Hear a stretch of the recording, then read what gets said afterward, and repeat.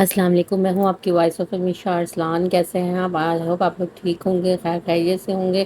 آج میں جو آپ یہ ناول لے کر آئی ہوں اس کا نام ہے جانم سائیں۔ اس کی جو رائٹر ہے ان کا نام ہے R.K۔ یہ ایک حویلی بیسڈ ناول ہے۔ چلیے ہم اپنے ناول کو سٹارٹ کرتے ہیں۔ اس بڑی سی حویلی میں دو خاندان آباد ہے، ایک ریان سائی جو چھوٹا سرکار ہے کی فیملی، اور دوسری سکندر سائی جو اس کا بڑا بھائی ہے کی۔ ریان سائی کی ایک بیٹی رخمہ اور دوسری حوریہ ہے۔ رخمہ اور حوریہ جب 14 سال کی تھی تب ان کے والدین کا انتقال ہو جاتا ہے، مگر ان کی چچی جنہیں سب اماں سائی کہتے ہیں، انہوں نے دونوں کو بہت پیار سے رکھا، ان کی ہر خواہش پوری کی، کیونکہ حوریہ کو پڑھائی کو لے کر اپنی لائف میں بہت سیریس رہتی تھی، اس لیے وہ امریکہ پڑھنے چلی گئی، جبکہ اس کی یہ خواہش بھی اماں سائی نے پوری کر دی تھی۔ اور دوسرے ان کے بڑے بھائی سکندر سائی، جن کے دو بیٹے، ایک بڑا دلاور سائی اور دوسرا چھوٹا ہاشی سائی، ان دونوں بھائیوں میں بہت پیار، یہ دونوں ایک دوسرے کی جان ہے، جبکہ ان کی اماں سائی نہایت سخت شخصیت کی مالک تھی۔ اس بڑی حویلی نما گھر کی وہ بڑی تھی، یہاں پر سب انہیں اماں سائی کہتے تھے۔ اس گھر پر مانو کہ ان کی چلتی تھی، اور اگر کوئی ان کے فیصلوں کے خلاف جانے کی کوشش بھی کرتا تو اسے بہت سخت سزا ملتی تھی۔ وہ اپنے گرد بڑی سی شال اوڑھے سیڑھیاں عبور کر رہی تھی، جبکہ ہال میں ایک عورت زمین پر بیٹھی رو رہی تھی، مگر جب اماں سائی کو نیچے آتے دیکھا تو بھاگ کر ان کی طرف آئی۔ اماں سائی، ہماری مدد کریں، خدا کا واسطہ ہے، دوسرے گاؤں کے سردار نے ہماری ساری زمینوں پر قبضہ کر لیا ہے اور ہمیں گھر سے نکالنے کی دھمکیاں دے رہے ہیں، یہاں تک کہ انہوں نے ہماری اپنی ماں اور بہنوں کی عزت کو نقصان پہنچانے کی بھی دھمکیاں دی ہیں۔ ہم اپنے گھر پر محفوظ نہیں ہیں، خدا کا واسطہ ہے اماں سائی، ہمیں ان شیطان لوگوں سے بچا لیں۔ وہ اپنے ہاتھ جوڑے سے مدد مانگ رہی تھی، جبکہ اس کی باتیں سن اماں سائی کو غصہ بہت آیا، کیونکہ کسی بھی دوسرے گاؤں کے سردار کی اتنی اہمیت نہیں تھی کہ وہ گاؤں کے لوگوں کے ساتھ کچھ بھی برا کرے، کیونکہ انہیں معلوم تھا اگر ایسی ویسی کوئی بھی بات اماں سائی تک پہنچ جائے تو پھر اس شخص کا کیا حال ہوتا ہے۔ رونا بند کر اے پاگل عورت، ابھی ہم زندہ ہیں، ہم دیکھتے ہیں کس میں اتنی ہمت ہوئی ہے کہ وہ ہمارے گاؤں کے لوگوں کی زمینوں پر قبضہ کر لے، اور ان سب سے بڑھ کر کوئی ہمارے گاؤں کی عورت پر غلط نظر ڈالے۔ اماں سائی نہایت سخت لہجے میں بولی، جس کی وجہ سے اس عورت نے رونا بند کیا۔ آپ کچھ کرو اماں سائی، ہمارا اس طرح سے گزارا نہیں ہے، ان لوگوں سے کہو ہماری زمینیں واپس کرتے۔ اس عورت کی یہی رٹ سن اماں سائی کو غصہ آنے لگا۔ ٹھیک ہے، تم جاؤ اپنے گھر، ہم دلاور سائی سے کہہ کر تمہاری زمینوں کا کچھ کرواتے ہیں، اور اب ڈرنے کی کوئی ضرورت نہیں ہے، ہم دیکھ لیں گے ان لوگوں کو، تم بھی اپنے گھر جاؤ، بچے انتظار کر رہے ہوں گے، جاؤ۔ اماں سائی نے اپنا رخ ہال میں موجود صوفے کی طرف کیا اور جا کر بیٹھ گئی، جبکہ اب یہ عورت ان کے پاس آتی ان کے قدموں میں بیٹھ گئی اور دوبارہ سے ہاتھ جوڑنے لگی۔ کرم ہو اماں سائی، ہمارے بہت بڑی مشکل آسان کر دی، اللہ کرم کرے اس حویلی پر۔ وہ اپنے دعاؤں سے اماں سائی کا شکریہ ادا کر رہی تھی۔ ٹھیک ہے، بس اب تم جاؤ۔ اماں سائی کے کہنے پر وہ اٹھ کھڑی اور ایک نظر ان پر ڈالتی وہ وہاں سے چلی گئی، جبکہ اس کے جانے کے بعد اماں سائی اپنے پاس کھڑی ملازمت سے مخاطب ہوتی ہے۔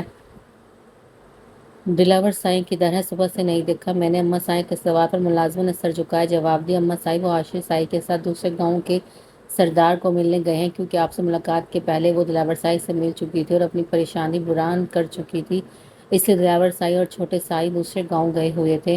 ملازمہ کی بات سن اماں سائی تھوڑا سا حیران تو ہوئی تھی، کیونکہ دلاور ایسے کچھ بھی نہ کچھ بتائے دوسرے گاؤں چلا گیا تھا، مگر پھر وہ اپنے خیال کو جھٹک دیتی ہے۔ جب وہ دونوں آئے تو انہیں میرے کمرے میں آنے کا کہنا، اور ہاں، وہ رخمہ کو بولو آج یونیورسٹی سے چھٹی کر لے، کیونکہ آج حوریہ کی پاکستان میں واپسی ہے، اس لیے میں چاہتی ہوں اس حویلی کو شاندار پھولوں سے سجایا جائے، اس کے واپس آنے کی خوشی میں اس حویلی کے ہر ملازم میں 5,000 بانٹ دیے جائے، اور خیال سے رات کے کھانے میں حوریہ کی پسند کے کھانے بننے چاہیے۔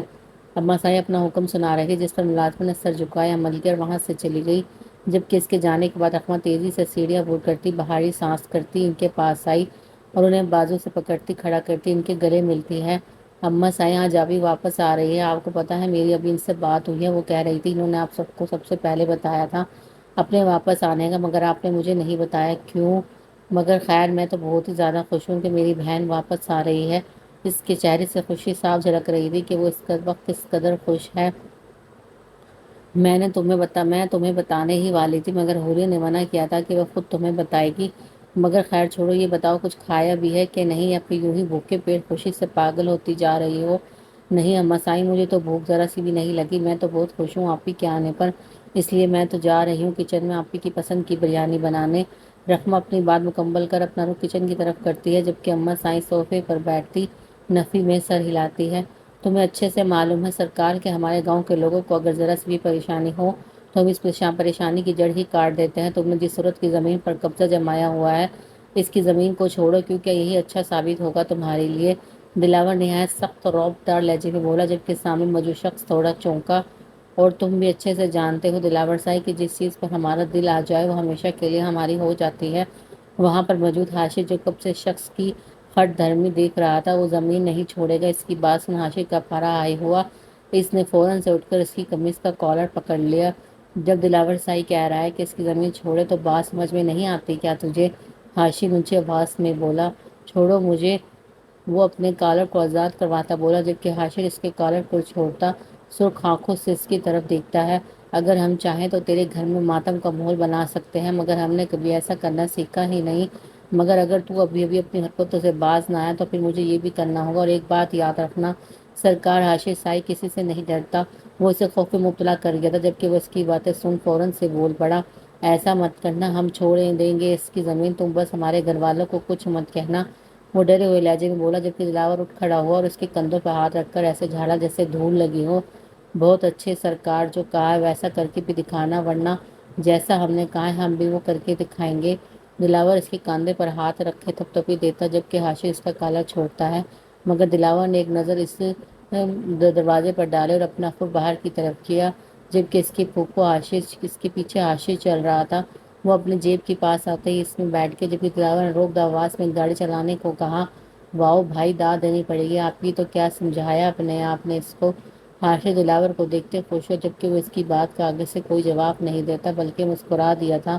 تم سناؤ، انتظام کیسے جا رہی ہے زندگی؟ اگر کوئی مسئلہ پیش آئے تو ہمیں بتا دیا کرو، بالآخر تم جانتے حاصل ملازم ہو۔ سائیں سرکار سب ٹھیک ہے، بہت کرم ہے آپ کا۔ انتظام گاڑی کا ہینڈل گھماتا، جبکہ سامنے سے اچانک لڑکی آ جاتی ہے، مگر پھر انتظام جیسے تیسے کر کر گاڑی کو روک لیتا ہے۔ میں دیکھ کر آتا ہوں سرکار سائیں۔ انتظام فوراً سے گاڑی سے باہر نکلتا اور لڑکی کے پاس جاتا، جبکہ وہ زمین پر عمدے منہ بیٹھی اپنے بازو کو کونی کو سہلا رہی تھی۔ ارج تم یہاں پر کیا کر رہی ہو، اور کہیں لگی تو نہیں؟ انتظام ارج کو یہاں دیکھ کر حیران ہوا تھا، جبکہ بیچاری اپنے بازو کو دیکھ کر رونے والی شکل بنا لیتی ہے۔ بھائی کیا آپ دیکھ کر نہیں چلا سکتے تھے گاڑی کو؟ دیکھی کتنی چوٹ لگی ہے۔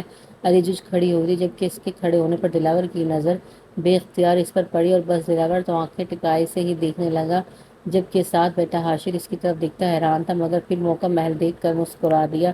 چلو یہ بتاؤ کہیں لگی تو نہیں؟ ہائے یہ تو خون بہہ رہا ہے۔ انتظام ارج کا بازو پکڑتے اسے دیکھتا ہے، جبکہ دلاور ارج کو دیکھنے کی غرض سے گاڑی سے باہر نکلتا ہے۔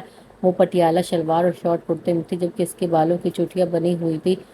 سر پر دوپٹہ نہیں تھا، کیونکہ وہ نیچے گرنے کی وجہ سے پھسل گیا تھا۔ اس کی آنکھیں بالکل گھنی سیاہ کالی تھی، جبکہ رنگ گاؤں میں رہ کر بھی شہریوں جیسا تھا۔ جبکہ دوسری طرف دلاور صاحب کالے رنگ کی قمیض اور شلوار میں ملبوسہ، جبکہ قمیض کے اوپر گولڈن کلر کی بہت مہارت سے کڑھائی کی ہوئی تھی۔ پاؤں میں کالے رنگ کی کھیڑی تھی، جبکہ اس کی مونچھیں سیاہ رنگ کی ہونے کی وجہ سے اس کے چہرے کو اور دلکش بناتی تھی۔ ہاتھ پر بیش قیمتی سیاہ رنگ کی گھڑی تھی۔ وہ جب بھی سیاہ رنگ کا جوڑا ڈالتا تو گاؤں کی سبھی لڑکیوں کو تو پیچھے رہنے دو، حویلی کی ملازمت تک کا دل میلا کر دیتا، مگر اس کا غصہ اور سخت لہجہ ان سب کا دل صاف کر دیتا۔ کیا ہوا ہے انتظام، یہ کون ہے؟ دلاور ارج پر نظریں گاڑی انتظام سے پوچھتا ہے، جبکہ اب گاڑی میں بیٹھا حاشر بھی تجسس سے ان کی باتیں سننے لگ جاتا ہے، جسے اس کو یہ بہت سب مزے کا لگ رہا ہے۔ سائیں سرکار یہ میری چھوٹی بہن ہے، اس کا نام ارج ہے۔ وہ دلاور کی طرف نظر کر کے جواب دیتا ہے۔ میرے خیال میں تو تمہاری ایک ہی بہن تھی میرا، پھر یہ؟ دلاور کی بات سن ارج کافی حیران ہو، کیونکہ وہ پوچھ ہی بہت دلچسپ انداز میں رہا تھا۔ نہیں سرکار سائیں، یہ مجھ سے چھوٹی ہے اور میرب سے بڑی۔ دلاور اپنی آنکھیں چھوٹی کرتا ہے، اسے بڑے ہی غور سے دیکھتا ہے، جبکہ ارج فوراً سے اپنے سر پر دوپٹہ لیتی ہے۔ کافی پیارا نام ہے ارج۔ دلاور کے منہ سے ارج کو اپنا نام سننا بہت ہی عجیب لگ رہا تھا، کیونکہ وہ اس کے نام کو تبدیل کر چکا تھا۔ بابا بھائی میں چلتی ہوں، اماں میرا انتظار کر رہی ہوگی۔ ارج دلاور کی نظروں سے اوجھل ہونے کی غرض سے کہتی فوراً وہاں سے جانے کی بات کر گئی اور بنا ان کا جواب سنے وہاں سے بھاگنے لگی۔ رکو، دلاور اسے پیچھے سے آواز دیتا روکتا ہے۔ جی کیا ہوا ہے سائیں سرکار؟ ارج نے ڈر کھاتے ہی وہیں روک کر پیچھے دیکھتے جواب دیا، جبکہ دلاور 2 قدم آگے بڑھتا اس کے پاس آتا ہے۔ تم ہم سے ڈر کیوں رہی ہو، جیسے ہم نے تمہیں کوئی سزا سنائی ہو، اور ایسے بھاگ کیوں رہی تھی؟ نہیں سرکار سائیں، وہ بولتے بولتے رکی، کیونکہ اسے کچھ بھی سمجھ نہیں آ رہی تھی کہ وہ کیا بات کرے۔ ہمیں سرکار نہ کہو، تم ہماری عمر کے برابر ہو، اس لیے ہمیں نام سے بلا سکتی ہو۔ دلاور اسے اپنی باتوں سے یہ سمجھا رہا تھا کہ وہ اس کے منہ سے سرکار سائیں نام پسند نہیں کرتا، مگر کیوں؟ یہ بات مریض کو کافی حیران کر رہی، تبھی وہ ایک نظر دلاور پر ڈالتی ہے جو ابھی بھی بس اسے ہی آنکھیں چھوٹی کر کے دیکھ رہا تھا، مگر جب مریض نے دیکھا تو چہرے پر یک طرفہ مسکراہٹ لے آیا۔ مجھے جانا ہے، اماں میرا انتظار کر رہی ہوگی۔ ارے جس کی بات کا کوئی جواب نہ دیتی وہاں سے بھاگ گئی، جبکہ انتظام اور حاشر انہیں دونوں پر نظریں ٹکائے دیکھ رہے تھے۔ انتظار تو ہم بھی کریں گے، اب تمہارا جانم سائیں، دلاور خود سے مخاطب ہوتے بڑبڑایا۔ اماں سائیں آپ ہی کی فلائٹ لینڈ کر چکی ہے، ہائے میں تو بہت خوش ہوں، بہت مزہ آئے گا۔ رحمہ تیزی سے سیڑھیاں عبور کرتی اپنی سانسیں تیز کر چکی تھی، مگر جب سامنے اماں سائیں کو ملازم سے بات کرتے دیکھا تو بھاگ کر ان کے ہاتھوں کو تھامتی ہواؤں میں تیز تیز چکر لگانے لگی۔ چھوڑو احمق لڑکی، جان لے گی کیا اپنی اماں سائیں کی؟ کچھ شرم کر، اپنی بوڑھی اماں سائیں کو مارنا چاہتی ہے پاگل! اماں سائیں سے روکتی غصہ کرنے لگی، کیونکہ وہ چکر کے چکر میں اماں سائیں کا بھی برا حال کر چکی تھی۔ او ہو اماں سائیں، آپ کو تو آج پھر سے جوان ہو جانا چاہیے، آپ کی بیٹی جو آ رہی ہے، اور ویسے بھی اب آپ کو ان چکروں کا عادی ہو جانا چاہیے، کیونکہ میں ایک اور چکر لگانے لگی ہوں اور وہ بھی آپ کے ساتھ۔ رحمہ پھر سے اماں سائیں کا ہاتھ پکڑ کر چکر لگانے لگی، جبکہ اب اماں سائیں نے سختی سے اسے منع کیا۔ بس کر دے پاگل لڑکی، تو اپنے ساتھ ساتھ مجھے بھی مارے گی، اب چھوڑ مجھے ورنہ تیری خیر نہیں۔ اماں سائیں نے اپنا ہاتھ چھڑواتے کہا۔ ارے اماں سائیں، آپ تو غصہ ہی ہو گئی ہیں، پتہ نہیں ہمارے سائیں سرکار آپ کا غصہ کیسے سہ جاتے تھے بیچارے! رحمہ اپنی بتیسی نکال کر کہتی، جبکہ اس کی بات اماں سائیں کو اچھی خاصی قہر میں ڈال گئی۔ بہت بدتمیز ہو گئی ہو تم، جو منہ میں آتا ہے بس بول دیتی ہے۔ اماں سائیں صوفے پر بیٹھی اپنا سانس بحال کر رہی تھی۔ رحمہ اپنی بات مکمل کر وہاں سے بھاگی ہی تھی کہ سامنے سے دلاور اور حاشی نظر آئے، تبھی وہ ان کے پاس آتی ہے۔ السلام علیکم میرے پیارے سے بڑے سے بورنگ سے بھائیوں، آپ دونوں کو کچھ خبر بھی ہے کہ اس حویلی میں کیا ہو رہا ہے؟ رحمہ کی بات سن دونوں نے پہلے تو سلام میں جواب دیا، پھر اس سے پوچھنا چاہا کہ کیا ہو رہا ہے، کیوں، کیا ہوا ہے آخر جو اس طرح سے اماں سائیں کو چکر پہ چکر کھلا رہی ہو اور خود کا سانس بھی پھلا رکھا ہے؟ دلاور نے تو وہیں کھڑے پوچھا، مگر حاشر ان دونوں کو اکیلا چھوڑ اماں سائیں کے پاس جا کر ان کے ساتھ بیٹھ جاتا ہے۔ واہ جی واہ، دیکھ رہی ہیں اماں سائیں، آپ کے ان دونوں کو میری بہن کی کچھ خبر ہی نہیں کہ آج وہ واپس آ رہی ہے پاکستان؟ کیا ہوری آ رہی ہے؟ اف اللہ، وہ تو پوری حویلی کو سر پر اٹھا لیتی تھی بچپن میں، پتہ نہیں کس کو اٹھائے گی سر پر، کرنا سکون تھا اس حویلی میں، مگر اب سب جانے والا ہے حوریہ کی آمد پر۔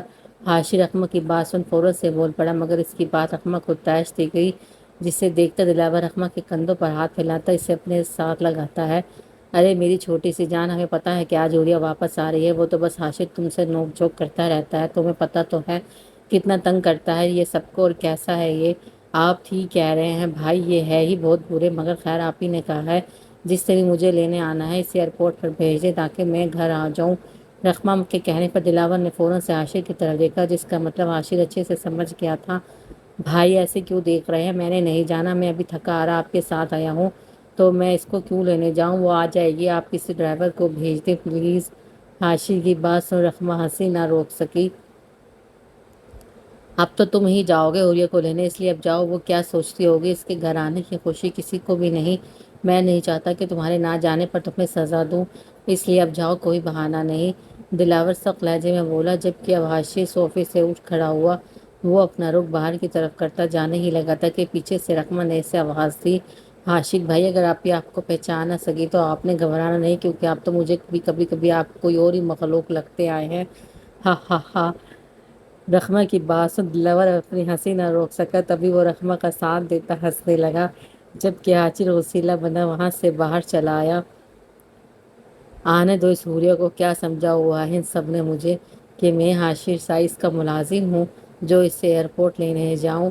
وہ غصے سے گاڑی کا دروازہ کھول اندر بیٹھتا ہے، جبکہ اب ملازم گاڑی سے حویلی سے باہر نکال چکا تھا۔ وہ اس وقت ایئرپورٹ کے باہر کھڑا حوریہ کا انتظار کر رہا تھا کہ نہ جانے کب آئے گی، کیونکہ اسے یہاں آئے ہوئے آدھا گھنٹہ ہو چکا تھا اور کافی بیزاری سے یہاں کھڑا تھا۔ ایک تو اسے یہاں زبردستی بھیجا گیا تھا اور اوپر سے حوریہ کا بھی کچھ پتہ نہیں چل رہا تھا۔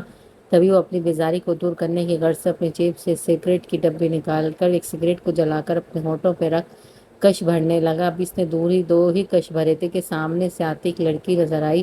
وہ بلیک ٹائٹس اور وائٹ شرٹ پہنے ہوئی تھی، بالوں کو ٹیل پونی کی ہوئی تھی، ہونٹوں پر ڈارک ریڈ لپسٹک تھی، جبکہ پاؤں میں ہائی ہیل ہونے کی وجہ سے اس کے قد میں اضافہ ہو رہا تھا۔ رنگ بالکل کیسی سفید بادام جیسا تھا، وہ دیکھنے میں بالکل کسی ہاٹ فلم کی طرح لگ رہی تھی، جس کی وجہ سے عاشق کا منہ کھلا کا کھلا ہی رہ گیا، مگر منہ کھلنے کی وجہ سے اس کا سر سگریٹ نیچے زمین پر جا گرا تھا۔ سگریٹ کے گر جانے کی بھی حاشی کو کوئی فکر نہ تھی۔ امریکن لوگ اتنے ہاٹ ہوتے ہیں، اگر مجھے پتا ہوتا تو میں بھی پڑھنے نہ چلا جاتا وہاں پر۔ مگر ہائے یار، کہیں یہ تو حوریہ نہیں، اگر ایسا ہے تو ضرور میری طرف ہی آئے گی۔ اگر ایسا ہوا تو میری قسمت، مگر اللہ پلیز یہ حوریہ ہی ہو۔ حاشر دل میں دعا گوتا جبکہ وہ لڑکی اسی کی طرف آ رہی تھی۔ حویلی سے آئی ہو، اما سائی نے بھیجا ہے آئی گیس، حوریہ سوال کرتی پوچھتی ہے، جبکہ حاشر سر کو تیزی سے ہلاتا جواب دیتا ہے، کہیں آپ حوریہ تو نہیں؟ حاشر کنفرم کرنے کے لیے پوچھتا ہے، yes you are right I am Huriya. ویسے باقی سب کدھر ہیں؟ کیا وہ مجھے لینے نہیں آئے؟ مگر خیر کوئی بات نہیں، تم ایک کام کرو، یہ سامان گاڑی میں رکھوا دو، میں بہت تھک گئی ہوں۔ حوریہ اسے اپنا سوٹ کیس پکڑاتی وہاں سے چلی گئی۔ جب کا اس کا ایسا کرنا حاشر کو طیش دے گیا، تبھی وہ سوٹ کیس کو غصے سے پکڑتے اس کے پیچھے پیچھے چلنے لگا۔ اس نے سوچا بھی نہیں تھا یہ ایسی ہو جائے گی۔ امریکہ رہ گئی اب شاید رخما والی بات کہ اس نے اسے پہچانا ہی نہیں۔ او ہیلو، تم اس گاڑی میں کیوں بیٹھو گے؟ جاؤ جا کے پچھلی گاڑی میں بیٹھو۔ پتہ نہیں اما سائیں نے کن کن نمونوں کو حویلی میں رکھا ہوا ہے، مالی کے ساتھ بیٹھیں گے۔ حاشر جو گاڑی میں بیٹھنے ہی والا تھا، اس سے پہلے حوریہ نے اسے روکا، مگر باتیں اس طرح سے سنائی کہ جیسے حاشر واقعی ملازم ہوں۔ او ہیلو میڈم، میں حاشر سائی ہوں، کوئی ملازم شازم نہیں جو کسی گاڑی میں بیٹھوں، اور اگر آپ کو کوئی بھی مسئلہ ہو تو آپ جا سکتی ہیں واپس امریکہ جہاں سے آپ آئی ہیں۔ حاشرے سے ہی سنانے لگ جاتا۔ حوریہ کو بھی پتہ ہی چلا یہ حاشرے سے تھوڑی سی شرم تو آئی تھی، مگر جب اس نے حاشر کے منہ سے بے لگام باتیں سنی تو فوراً سے شرم کہیں بھاگ گئی تھی۔ اب اسے بھی برا لگا تھا، مجھے تو پہلے ہی پتا تھا تم ویسے کے ویسے ہی ہوگے، وہی بدتمیز، وہی اکڑ جو تم میں بچپن میں تھی۔ حوریہ بھی اب کیسی سے کم نہیں بولی تھی، تو تم کو کوئی مسئلہ ہے میرا ایسا ہونے سے؟ بڑی آئی حاشر بڑبڑایا، مگر اس کے برعکس اب حوریہ چپ چاپ گاڑی میں آ کر بیٹھ گئی، جبکہ حاشر ڈرائیور کے ساتھ بیٹھا تھا۔ اس نے ایک نظر اس پر ڈالی تھی جو باہر دیکھنے میں مصروف تھی، یا پھر وہ شاید حاشر کو نظر انداز کر رہی تھی۔ کیا ضرورت تھی اکیلے گھر سے باہر جانے کی؟ اور اگر جانا بھی تھا تو میرت کو ساتھ لے جاتی، کم از کم اسے تسلی تو رہتی۔ اب دیکھو چوٹ لگا کر آ گئی ہو، تم سے ذرا بھی اپنا خیال رکھا نہیں جاتا۔ شگفتہ بیئریش کو اچھی خاصی سنا رہی تھی اور ساتھ اس کے ساتھ منہ میں نوالے بنا کر ڈال رہی تھی کھانے کے۔ اماں کیا ہو گیا آپ کو؟ اس میں میری کوئی غلطی نہیں ہے، آپ بھائی کو ڈانٹو، مجھے نہیں، کیونکہ وہ گاڑی چلا رہے تھے۔ ارج نوالا نے غلطی منہ کھولتی، جبکہ وہاں پر انتظام میں آ گیا تھا تو تم کو دیکھنے کر چلنا چاہیے تھا، مگر خیر چھوڑو اب کیسی ہو۔ اور وہ سائیں سرکار کیا کہہ رہے تھے تم سے؟ انتظام چارپائی پر بیٹھتے بولا، مگر اس کی بات ارج کو دلاور صاحب کی یاد دلا گئی، جس کے خیال سے نکالنا ناممکن ہو گیا۔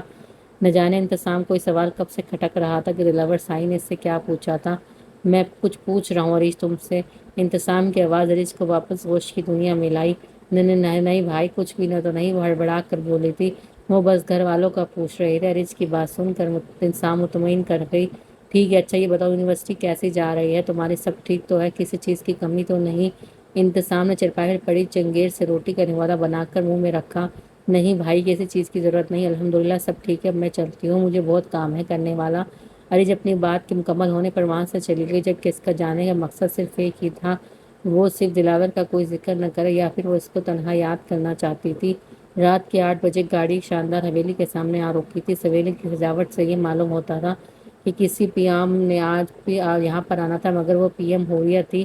ہر طرف رنگ برنگی لائٹس تھی، پھولوں کی مہارت سے استعمال کیا گیا تھا، دل جو لبھانے والی خوشبو چاروں طرف تھی۔ اما سائیں دیکھے کون آیا؟ حاشر گاڑی سے ابھی نکالنا ہی تھا کہ سامنے ہال میں کھڑے دلاور، رخما اور اما سائیں تھی، جو شاید اس کا انتظار کر رہی تھے۔ رخما تیزی سے آئی، حوریہ کے گلے سے لگاتی ہے، آئی مس یو سو مچ آپی جی، آپ کو کیا کبھی بھی میری یاد نہیں آئی تھی؟ رخما اس کے گال چومتے گلا کرنے لگی، میری پیاری بہن، یاد تو میں نے تمہیں بھی بہت کیا تھا، آپ سب کو، مگر کیا کر سکتے ہیں، آخر مجبوری تھی۔ باقی پڑھائی کیسی جا رہی ہے؟ فٹ فاٹ جا رہی ہے۔ باقی آپ کو کیسی رہی امریکہ میں اسٹڈی؟ میں نے سنا تھا وہاں پر بہت ہی پیارے پیارے لڑکے تھے آپ کی کلاس میں۔ ہاں تھے، تو اگر تم کہتی ہو ایک ادھر تمہارے لے کے آتی۔ چلو چلو اب اما سائیں سے بھی ملنا، آتے ہی تمہاری فرمائشیں شروع ہو گئی ہیں۔ حوریہ رخما کے ساتھ ہال میں داخل ہوئی، مگر جب سامنے اما سائیں دلاور کو دیکھا تو ان سے پیار وصول کیا۔ کبھی اما سائیں سے اپنے گلے سے لگاتی تو کبھی رخما۔ سب لوگ بہت خوش تھے حوریہ کی واپسی پر، مگر ایک شخص کو اس کی موجودگی بالکل بھی اچھی نہیں لگ رہی تھی، اور وہ کوئی نہیں بلکہ پی ایم کا ملازم حاشر تھا۔ واہ رخما، تم تو بہت ہی اچھی شیف بن گئی ہو، بہت ہی مزے کی ہی بریانی، دل خوش کر دیا یار، امریکہ میں تو اس بریانی کو میں ترس گئی تھی۔ حوریہ بریانی کھاتی بولی، جبکہ رخما اپنی تعریف سن بہت ہی خوش ہوئی تھی، مگر حاشر سے دیکھتا فوراً بول پڑا، شاید اس کو ہر گاؤں میں ٹانگ اڑانے کی عادت تھی، یا پھر یہ عادت صرف حوریہ ہی کے لیے تھی۔ نہیں یار، اس میں نمک تھوڑا زیادہ ہے، دیکھو مجھ سے تو کھائی بھی نہیں ہانی۔ حاشر جان بوجھ کر کہتا ہے مجھے تو نہیں لگ رہا کہ زیادہ پتہ نہیں تمہیں کہاں سے ایسا لگ رہا ہے۔ ہوریے کو کہاں برداشت تھا عاشر کا ایسا کہنا، تبھی وہ فوراً سے بولی جبکہ حاشر اب کھانے کو ختم کرتا ہے، میں نے کھا لیا ہے کھانا اماں صاحب، میں سونے جا رہا ہوں۔ اماں صاحب نے حاشر کو اٹھتے دیکھا تو جانے کی وجہ پوچھنے لگی، رکو حاشر کھانا تو ختم کرو، رحمہ نے اتنے پیار سے بنایا ہے، پہلے کھانا کھا لو پھر چلے جانا۔ اماں صاحب بہت مزے کی بنی ہے بریانی، مگر مجھے نیند آ رہی ہے، بہت تھک گیا ہوں، صبح بات ہوگی، مجھے اجازت دے اماں صاحب۔ حاشر اپنی بات مکمل ہونے پر وہاں سے چلا گیا، جبکہ حوریہ کو اس کا اس طرح سے جانا بالکل بھی اچھا نہیں لگا تھا۔ شاید اس کو حوریہ کی بات پسند نہیں آئی تھی یا پھر کوئی اور ہی وجہ تھی۔ حوریہ کھانا کھاؤ، وہ تو بس اپنی مرضی کا مالک ہے، تم کیوں ٹینشن لیتی ہو، اس کی عادت ہے۔ دلاور حوریہ کو پلیٹ میں چمچ ہلاتے دیکھ رہا تھا کہ کیسے ابھی 2 منٹ پہلے تیزی سے کھانا کھا رہی تھی، مگر اب چپ ہو گئی ہے۔ اسے وجہ تو معلوم تھی کہ یہ سب حاشر کی وجہ سے ہے۔ نہیں دلاور بھائی، ایسی تو کوئی بات نہیں، بہت مزے کا ہے کھانا واقعی میں ہی۔ رحمہ حوریہ رحمہ کی طرف دیکھ کر جواب دیتی ہے، جبکہ رحمہ بھی پراسرار سے مسکراہٹ سے دیکھتی ہے۔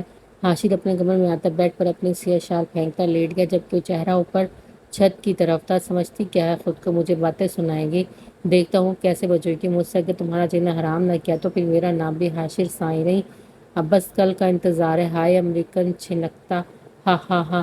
حاشر خود سے ہی باتیں کرتا ہنس رہا تھا، اس کی ہنسی سے یہ تو اندازہ لگایا جا سکتا تھا وہ جو بھی کرے گا وہ حوریہ کے لیے 100% ثابت ہوگا۔ اب بس انتظار تھا حاشر کو تو صبح کا۔ ایسا کیا ہے تم میں کہ دل یہ تمہیں یاد کرنے سے غافل نہیں رہنا چاہتا؟ ہمیں طے ہو ملے ہوئے صرف چند گھنٹے ہی ہوئے، مگر تم نے میرے دل کو اپنی قید میں کر لیا ہے۔ میں نے آج تک کسی لڑکی کو اپنے حواسوں پر اتنا سوار نہیں کیا، پھر تم میں ایسا کیا بھا گیا ہے جانم سائی؟ دلاور اس وقت حویلی کے ٹیرس پر موجود آنکھوں کے سامنے بار بار ارج کا چہرہ آ رہا تھا، دل بے چین ہوا پڑا تھا، کہیں بھی سکون میسر نہیں تھا، ہر طرف بے چینی تھی۔ اس کی آنکھیں، اس کا لہجہ، اس کی یاد نے پاگل کیا ہوا تھا اس وقت دلاور کو۔ وہ آج تک کسی لڑکی سے سیدھی طرح بات تک نہیں کرتا تھا، پھر یوں کسی کی نظروں میں قید کیسے ہو گیا؟ یہ مجھے کیا ہو رہا ہے؟ کیوں تمہارا ہی خیال مجھے پاگل کر رہا ہے؟ ایسے لگ رہا ہے کہ تمہارے بغیر جینے کا کوئی تصور ہی نہیں۔ میں نے اپنی زندگی میں ہزاروں لڑکیاں دیکھی ہے، مگر تم ان سب سے الگ ہو۔ اب تو ملنا ہی پڑے گا تم سے جانم، کیا معلوم تم بھی ایسی کیفیت میں ہو۔ کیا ہوا ہے بھائی؟ میری طرح آپ کو بھی چین نہیں مل رہا اس حویلی میں جو یہاں چھت پر آ گئے ہیں آپ، اور یہ کس سے ملنے کا پلان بن رہا ہے؟ کہیں اس حویلی میں کوئی آ رہا ہے کیا؟ اور یہ آپ کس چین وین کی باتیں کر رہے ہیں؟ کہیں دل تو نہیں دے دیا کسی کو؟ حاشر کو نیند نہیں آ رہی تھی، تبھی وہ سگریٹ پینے کی غرض سے چھت پر جاتا ہے، مگر وہاں تو سامنے دلاور نظر موجود آیا، اور وہ اب اس کے سامنے تو سگریٹ پینے سے رہا، تبھی دبے قدموں سے چلتا اس کے پاس آتا ہے۔ کوئی نہیں آ رہا، اور نہ ہی میں نے دل دیا ہے کسی کو، کچھ بھی نہیں ہوا مجھے، اور ہونا بھی کیا ہے؟ تمہاری تعوری سے تھوڑی نہ ہر وقت لڑتا رہتا ہوں، کبھی لڑائی کے بعد بھی یوں نیند نہ آنے پر چھتوں کے چکر لگاؤں۔ دلاور کے حوریہ کا نام لینے پر حاشر کا موڈ خراب ہو گیا۔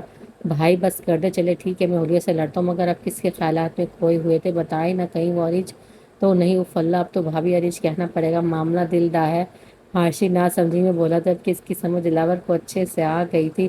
بکواس بند کر، پتہ نہیں تیرا دھیان کدھر ہوتا ہے آج کل جو ایسی بے تکی باتیں کرتا ہے؟ خبردار جب ایسا کچھ بھی کہا ورنہ۔ دلاور سخت لہجے میں بولا تھا، کیونکہ اسے حاشر سے اس بات کی بالکل بھی امید نہیں تھی۔ یہ حاشر شاید وہ حاشر کے منہ سے سچ سن کر غصہ کر گیا تھا، کیا واقعی میں دلاور اس پر دل ہار بیٹھا تھا؟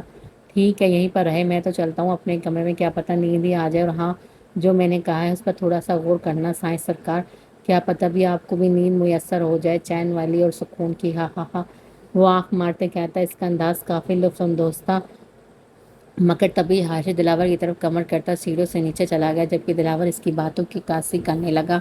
اس کی کہی ساری باتیں دلاور کو گھما گئی تھی، اور اب ان سب کا حل چاہتا تھا جو اسے صرف ارج کے پاس ہی ملے گا، کیونکہ وہ ایک اور ملاقات کا خواہش مند تھا۔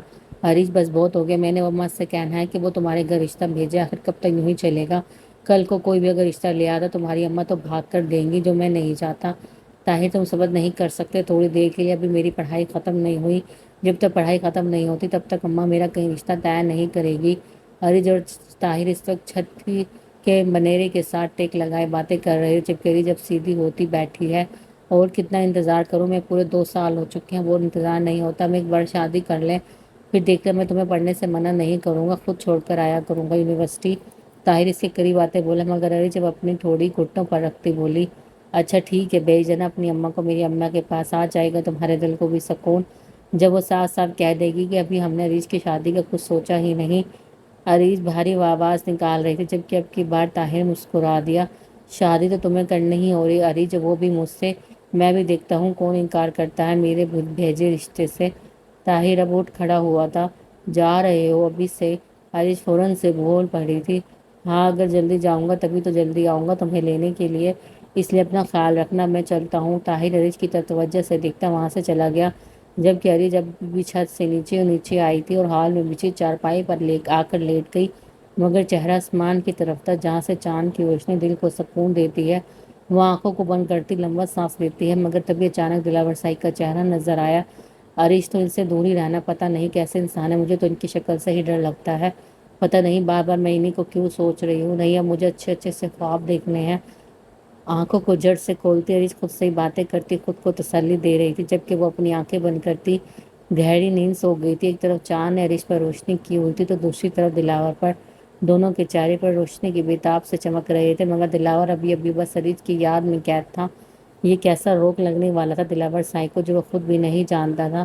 نہ جانے اس کی محبت کیا کچھ کروا دے گی۔ طاہر کا عریش کو چاہنا، دلاور سائی کا عریش کو چاہنا، نہ جانے قسمت کس پر مہربان ہوگی، کس کو ملے گا عریش کا ساتھ عمر بھر کے لیے۔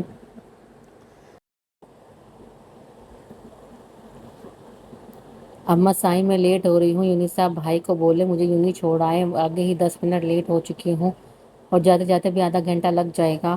رقمہ یونی کے لیے تیار ہو چکی تھی، اب بس اسے کوئی چھوڑنے نہیں جا رہا تھا، تبھی وہ اپنے کمرے سے باہر آتی، اما سائیں کے کمرے میں جاتی، انہیں اپنی پریشانی بتا رہی تھی۔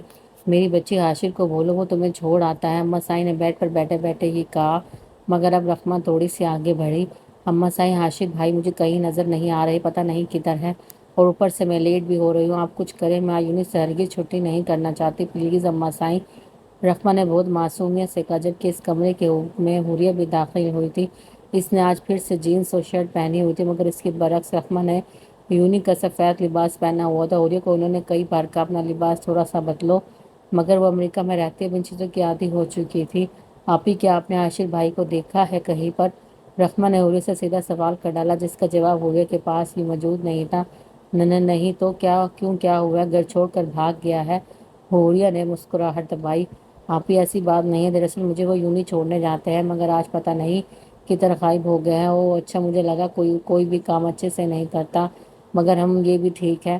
حوریہ اما سائی کے پاس آتی بیٹھ جاتی ہے، جبکہ رقمہ نفی میں سر کو جپنی تھی دروازے کی طرف رخ کرتی ہے، مگر تبھی حاشر دروازہ کھولے اندر داخل ہوتا ہے۔ دیکھو رقمہ بھٹکا ہوا بھوت واپس آ گیا، اب اسے کہو کہ تمہیں یونی چھوڑا ہے، اور حوریہ فوراً سے بولی تھی، جبکہ اس کی بات حاشر سنتا حیران ہوا، کیونکہ وہ اب اسی کمرے میں داخل ہوا تھا، اس لیے اسے کسی بات کا بھی علم نہیں تھا۔ آپ کدھر گم ہو جاتے ہیں؟ کچھ پتہ بھی ہے؟ مجھے یونی جانا ہوتا ہے، آپ کی وجہ سے آج میں لیٹ ہو گئی ہوں، جلدی کریں۔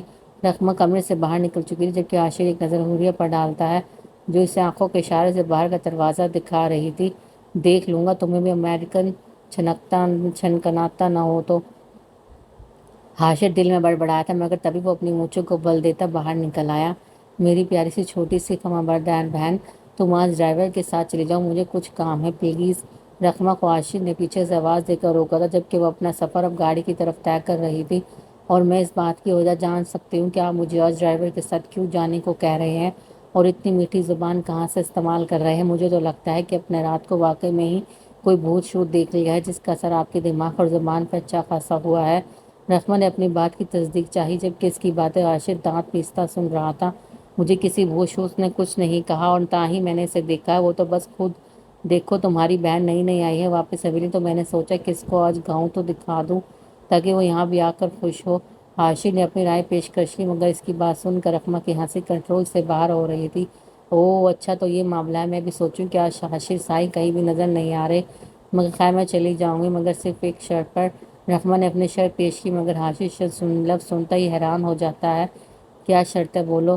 اوکے، 5,000 دے، ابھی کافی دن ہو چکے ہیں میرے ہاتھ سے خارج نہیں جا رہی تھی، مجھے کیا پتا تھا میرے پیارے سے بھائی کے برکتوں والے پیسے آنے والے ہیں، خیر البتہ پیسے دے۔ حاشر کا تو منہ ہی کھل گیا، 5,000 روپیوں کی شرط سن کر وہ جلدی سے بند کرتا ہے۔ پاگل ہو گئی، اتنی بڑی رقم کچھ تو کم کرو، نہیں دینے ہیں تو ابھی دے، ورنہ میں جا رہی ہوں اما سائیں کو بتانے کہ آپ کے لاڈلے بیٹے نے مجھے یونی نہیں چھوڑنے جانا، بلکہ حوریہ آپی کو پورا گاؤں دکھانا ہے، میں تو چلی۔ رقمہ اپنا رخ حویلی کے اندر کرتی ہے، یہ حاشر اسے پیچھے سے آواز دیتا قدموں کو روکتا ہے۔ اچھا ٹھیک ہے، دیتا ہوں، مجھے پتا ہے کہ تم بہت بھوکی ہو۔ حاشر اپنی قمیض کی پاکٹ سے بٹوا نکال کر ایک نوٹ باہر لاتا ہے۔ اسے رخمہ کے سامنے کرتا ہے، جسے دیکھتی رخمہ اپنا پیٹ پر دونوں ہاتھ باندھتی ہے۔ یہ کیا صرف 1,000؟ اس سے میرا کچھ بھی کام نہیں چلے گا، اور آج کے دور میں اس کی کوئی فوٹو بھی نہیں کھینچتا، پھر آپ مجھے کیوں دے رہے ہیں؟ میں پورے 5,000 ہی لوں گی، ورنہ…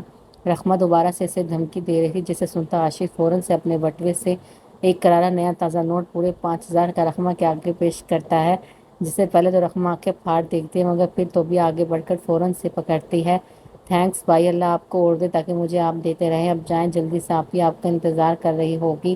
ہاں ہاں جا رہا ہوں، مگر تم بھی اپنا خیال رکھنا، باقی چھٹی ٹائم میں خود آ جاؤں گا تمہیں لینے، اس لیے اب جاؤ۔ راشد گاڑی کا دروازہ کھولتا رخمہ کو اندر بٹھاتا ہے، جبکہ وہ ڈرائیور کو اچھے سے نصیحت دے رہا تھا۔ راشد گاڑی کا دروازہ بند کرتا ہی وہیں کھڑا رہا، جبکہ اب گاڑی وہاں سے چلی گئی۔ اب آئے گا مزہ، میں بھی دیکھتا ہوں کہ تمہیں مجھ سے کون بچاتا ہے، امریکن چھنکنتا۔ ہاں ہاں ہاں ہاں۔ حاشر اپنی ہی کئی باتوں پر کھل کر ہنسا تھا۔ رقم کل کیوں نہیں آتی ہوں؟ تمہیں پتہ بھی ہے میں نے تمہارا کتنا انتظار کیا تھا، مگر تم پھر بھی نہیں یار۔ اوپر سے تم نے نہ کوئی میسج کیا اور نہ ہی کوئی کال۔ یار انسان ہوں، کوئی پتھر نہیں کہ سہ جاؤں گا تمہاری جتائی، اور تم موقع میں بھی لیٹ آئی ہو۔ تمہیں اچھے سے پتا ہے مجھے تمہارا لیٹ آنا بالکل بھی پسند نہیں ہوتا، مجھ سے تمہارا انتظار نہیں آتا چین اس دل کو تمہیں دیکھے بغیر۔ حیدر رقمہ کے پیچھے پیچھے چل رہا تھا، جو اپنا رخ اپنی کلاس کی طرف کرتی ہے، کیونکہ وہ اس کی باتوں سے تنگ آ چکی تھی۔ جب سے یونی آئی تھی تب سے حیدر نے ایک کریٹ لگائی ہوئی تھی، کل کیوں نہیں آئے؟ وہ اسے اگنور کرتی ہے، مگر تبھی حیدر آ کر اس کے راستہ کاٹتا ہے۔ میں تم سے بات کر رہا ہوں رقمہ، اور تم ہو کے مجھے اگنور کر رہی ہو۔ میں جان سکتا ہوں اتنی بیزاری کس چیز پر، ناراض تو مجھے ہونا چاہیے تم سے، مگر تم ہو کے خود ہو کر بیٹھی ہو۔ حیدر تھوڑا سا آگے قدم رکھتا ہے، تبھی رقمہ اس کی آنکھوں میں دیکھتی ہے۔ کہا تو تھا کہ آپ ہی نے آنا ہے واپس، اس لیے میں نہیں آ سکتی یونی، مگر لگتا ہے تمہارا دماغ کچھ ضرورت سے زیادہ ہی کم ہے، اس لیے سنی باتیں بھول جاتے ہو۔ مگر پلیز ابھی کے لیے میرا راستہ چھوڑو۔ رقمہ اپنے قدموں کا رخ دوسری طرف کرتی ہے، جبکہ اب حیدر دوبارہ سے اس کے آگے آ جاتا ہے، مگر اس بار وہ 3 قدم آگے بڑھا تھا۔ بہت اچھے سے یاد رہتی ہے مجھے باتیں، اور تمہاری تو میرے دل پر کیسی لکیر کی طرح دفن ہوئی پڑی ہیں۔ خیر چھوڑو، مجھ سے پرامس کرو کہ آج کی بات لیٹ نہیں آؤ گی۔ حیدر اپنا ہاتھ آگے بڑھاتا ہے، جبکہ رقمہ ایک نظر اس کے ہاتھ پر اس کے چہرے پر ڈالتی ہے۔ کیا تم پاگل ہو گئی ہو؟ صرف ایک دن ہی لیٹ آئی ہو اور تم کو پتہ نہیں کیسی حرکتیں کر رہی ہو۔ کبھی کبھی تو مجھے تمہاری باتیں اور حرکتوں سے ڈر لگتا ہے۔ حیدر اپنا ہاتھ پیچھے کرتا ہے، اب 2 قدم اور آگے بڑھا۔ ان دونوں میں صرف 1 قدم کے فاصلے نے رکاوٹ ڈالی تھی۔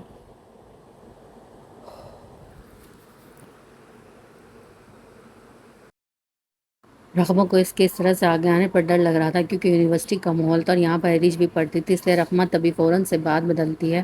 اوکے فائن، ٹھیک ہے، آج کے بعد کبھی لیٹ نہیں آؤں گی، اب خوش ہوں؟ حیدر چہرے پر مسکراہٹ لاتا ہے۔ ٹھیک ہے، مگر تم نے اپنا پرامس بھولا تو ایک بات یاد رکھنا، میں تمہاری حویلی آ جاؤں تمہیں لینے اور اپنے ساتھ لاؤں گا، اور میں کسی سے بھی نہیں ڈرتا، تمہاری اماں سائیں سے تو بالکل بھی نہیں۔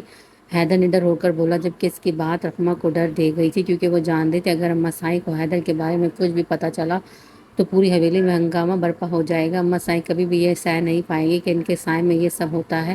مگر رقمہ نے بھی آج تک حیدر کو صرف اپنا دوست ہی سمجھا، مگر حیدر تو اس کو اپنی جان سمجھ بیٹھا ہے۔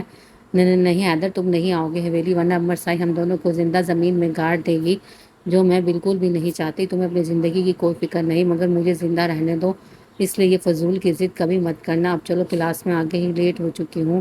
رقمہ اپنی بات مکمل کرتی وہاں سے چلی گئی، جبکہ حیدر اپنے بیگ کو کندھے سے تھوڑا سا اوپر کرتا ہے، اس کے پیچھے پیچھے چلتا ہے۔ دلاور نے آج سیاہ قمیض اور سفید شلوار پہنی ہوئی تھی، جبکہ اس کی قمیض پر لمبی لمبی سفید گوٹی کی کڑھائی ہوئی تھی۔ وہ سیاہ کھیڑی ڈالے بالوں کو اچھے سے سیٹ کیے اور مونچھوں کو بل دیتا ہال سے باہر نکل رہا تھا، جبکہ اس کی نظر حاشر پر گئی، جسے دیکھ کر یہ اندازہ ہوتا ہے کہ وہ کہیں جانے والا ہے۔ تبھی دلاور اپنی بات کی تصدیق کرنے اس کے پاس آتا ہے۔ بھائی کدھر جا رہے ہیں آپ؟ دلاور کے سوال پوچھنے سے پہلے حاشر نے سوال کر ڈالا۔ ہاں وہ کچھ کام تھا تو اس لیے جا رہا ہوں، مگر تم کہاں جانے کی تیاریوں میں ہو؟ اتنا سج دھج کر حاشر کے پہنے کپڑوں پر ایک نظر ڈالا دلاور آنکھ اٹھاتا پوچھتا ہے۔ یہ بات تو عام تھی کہ حویلی میں سبھی سج دھج کر رہتے تھے، مگر حاشر آج کچھ زیادہ سے زیادہ ہی تیار ہوا کھڑا تھا۔ کیا بھائی آپ مجھ پر شک کر رہے ہیں؟ مجھ معصوم پر، جس نے آج تک کسی لڑکی کو اپنا دوست تک نہیں بنایا؟ آپ بدل گئے ہیں بھائی، ویسے شک تو مجھے کرنا چاہیے آپ پر کہ کس کی نظروں کا جادو سر چڑھ بول رہا ہے۔ اور دلاور کو حاشر کی باتیں کیسی سوئی کی طرح چبھی رہی تھی، نہ جانے وہ ایک ہی لمحے میں اس کو کچھ سنا گیا تھا۔ تبھی دلاور اس کی بات کو کوئی جواب دیتا، تبھی حوریہ وہاں پہنچی، جسے دیکھتا حاشر نظریں ہٹا نہ سکا۔ شکی شکی نظروں سے دیکھو گے تو اماں سائیں تک بھی بات پہنچ جائیں گی۔ حویلی میں ملازم کچھ زیادہ ہی، ان سے بچ کر رہو، ایسا نہ ہو کہ نظروں کا ازالہ تمہیں گھر کے کام کر کر چکانا پڑے۔ دلاور حاشر کی نظروں کو نوٹ کرتا اس کے کندھے پر ہاتھ رکھ کر 3 دفعہ تھپتھپاتا ہے، جبکہ حاشر اس کی باتوں کو سمجھتا گلا تر کرتا ہے۔ چلتا ہوں، اپنے کام کو دل لگا کر کرنا۔ ہاں ہاں چھوٹے سائیں۔ حاشر کے گال کو تھپتھپاتا وہ وہاں سے چلا گیا، جبکہ اب حوریہ اس کے پاس آتی ہے۔ چلے حوریہ، اپنا رخ گاڑی کی طرف کرتی اسے حکم سنا رہی تھی، جبکہ حاشر بھی جلدی سے گاڑی کا دروازہ کھولتا اس کے اندر بیٹھتا، مگر اس گاڑی میں صرف ایک حاشر اور حوریہ تھی۔ گاؤں تو کافی خوبصورت ہو گیا ہے ان 10 سالوں میں، مجھے تو دیکھ کر یقین نہیں آ رہا۔ جب میں لاسٹ ٹائم یہاں پر آئی تھی تب بہت کم ہوا تھی، مگر اب فصلیں اور لوگ کافی ہو چکے ہیں۔ حوریہ حویلی سے باہر گاڑی نکلتے پر سامنے ہرے بھرے کھیت دیکھتی فوراً سے بولی تھی، جبکہ حاشر آئینے میں اسے دیکھتا دل میں مسکرایا تھا۔ واہ یار، کتنے پیارے پیارے کپڑے پہنے ہوئے ہیں، گاڑی روکو، جلدی سے روکو۔ حوریہ کی نظر باہر سے آتی لڑکی کی تار کو دیکھتی حاشر کو گاڑی روکنے کا کہتی ہے، جبکہ وہ گاڑی کو روکتا پیچھے اس کی طرف دیکھتا ہے، مگر وہ اسے اگنور کرتی تیزی سے گاڑی کا دروازہ کھولتی باہر نکلی۔ واہ کتنے پیارے کپڑے پہنے ہوئے تم سب نے، کیا آپ سب میرے ساتھ ایک فوٹو بنوائیں گے پلیز؟ میں اپنے دوستوں کو دکھانا چاہتی ہوں۔ حوریہ ان کے بیچ آتی اپنے پھول کو پینٹ کی پاکٹس کو باہر نکالتی ہے، جبکہ وہ لڑکیاں اسے دیکھتی بہت خوش تھی کیونکہ انہوں نے حوریہ کو بچپن میں دیکھا تھا۔ وہ ہاں میں سر کو جرنش دیتی ہے، جبکہ حوریہ اپنے فون کا کیمرہ آن کرتی سب کے ساتھ فوٹو بناتی ہے، جبکہ حاشر وہیں پر کھڑا اس کا فوٹو شوٹ دیکھ رہا تھا کہ کیسے اپنے چہرے کے پوز بنا بنا کر ان کے ساتھ فوٹو کھینچ رہی تھی۔ Okay bye, thanks dear photo کے لیے۔ اس کی انگلش میں وہ الفاظ وہ سبھی نہ سمجھی تھی، مگر حاشر اچھے سے سمجھ گیا تھا۔ کچھ نہیں تم لوگ جاؤ اب۔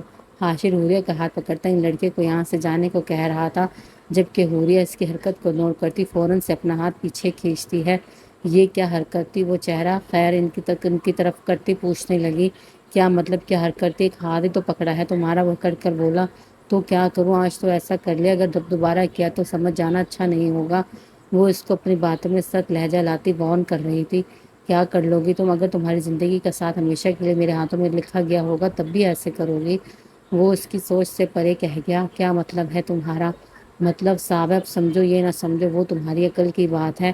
آنکھوں کے بھونوں بناتی وہ اس کے کہے سے متاثر ہوئی، تو ایسا کچھ نہیں ہوگا، اگر زندگی پیاری ہے تو مجھے ہاتھ لگانے کی غلطی مت کرنا۔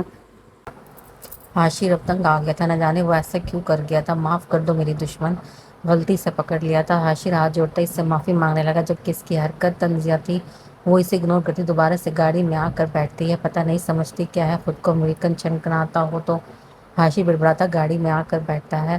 سائیں سرکاری دوسرے گاؤں کے سردار نے سوات کی زمینوں کو آزاد کر دیا ہے، اب کی دہشت نے اس کو کافی ڈرا دیا تھا۔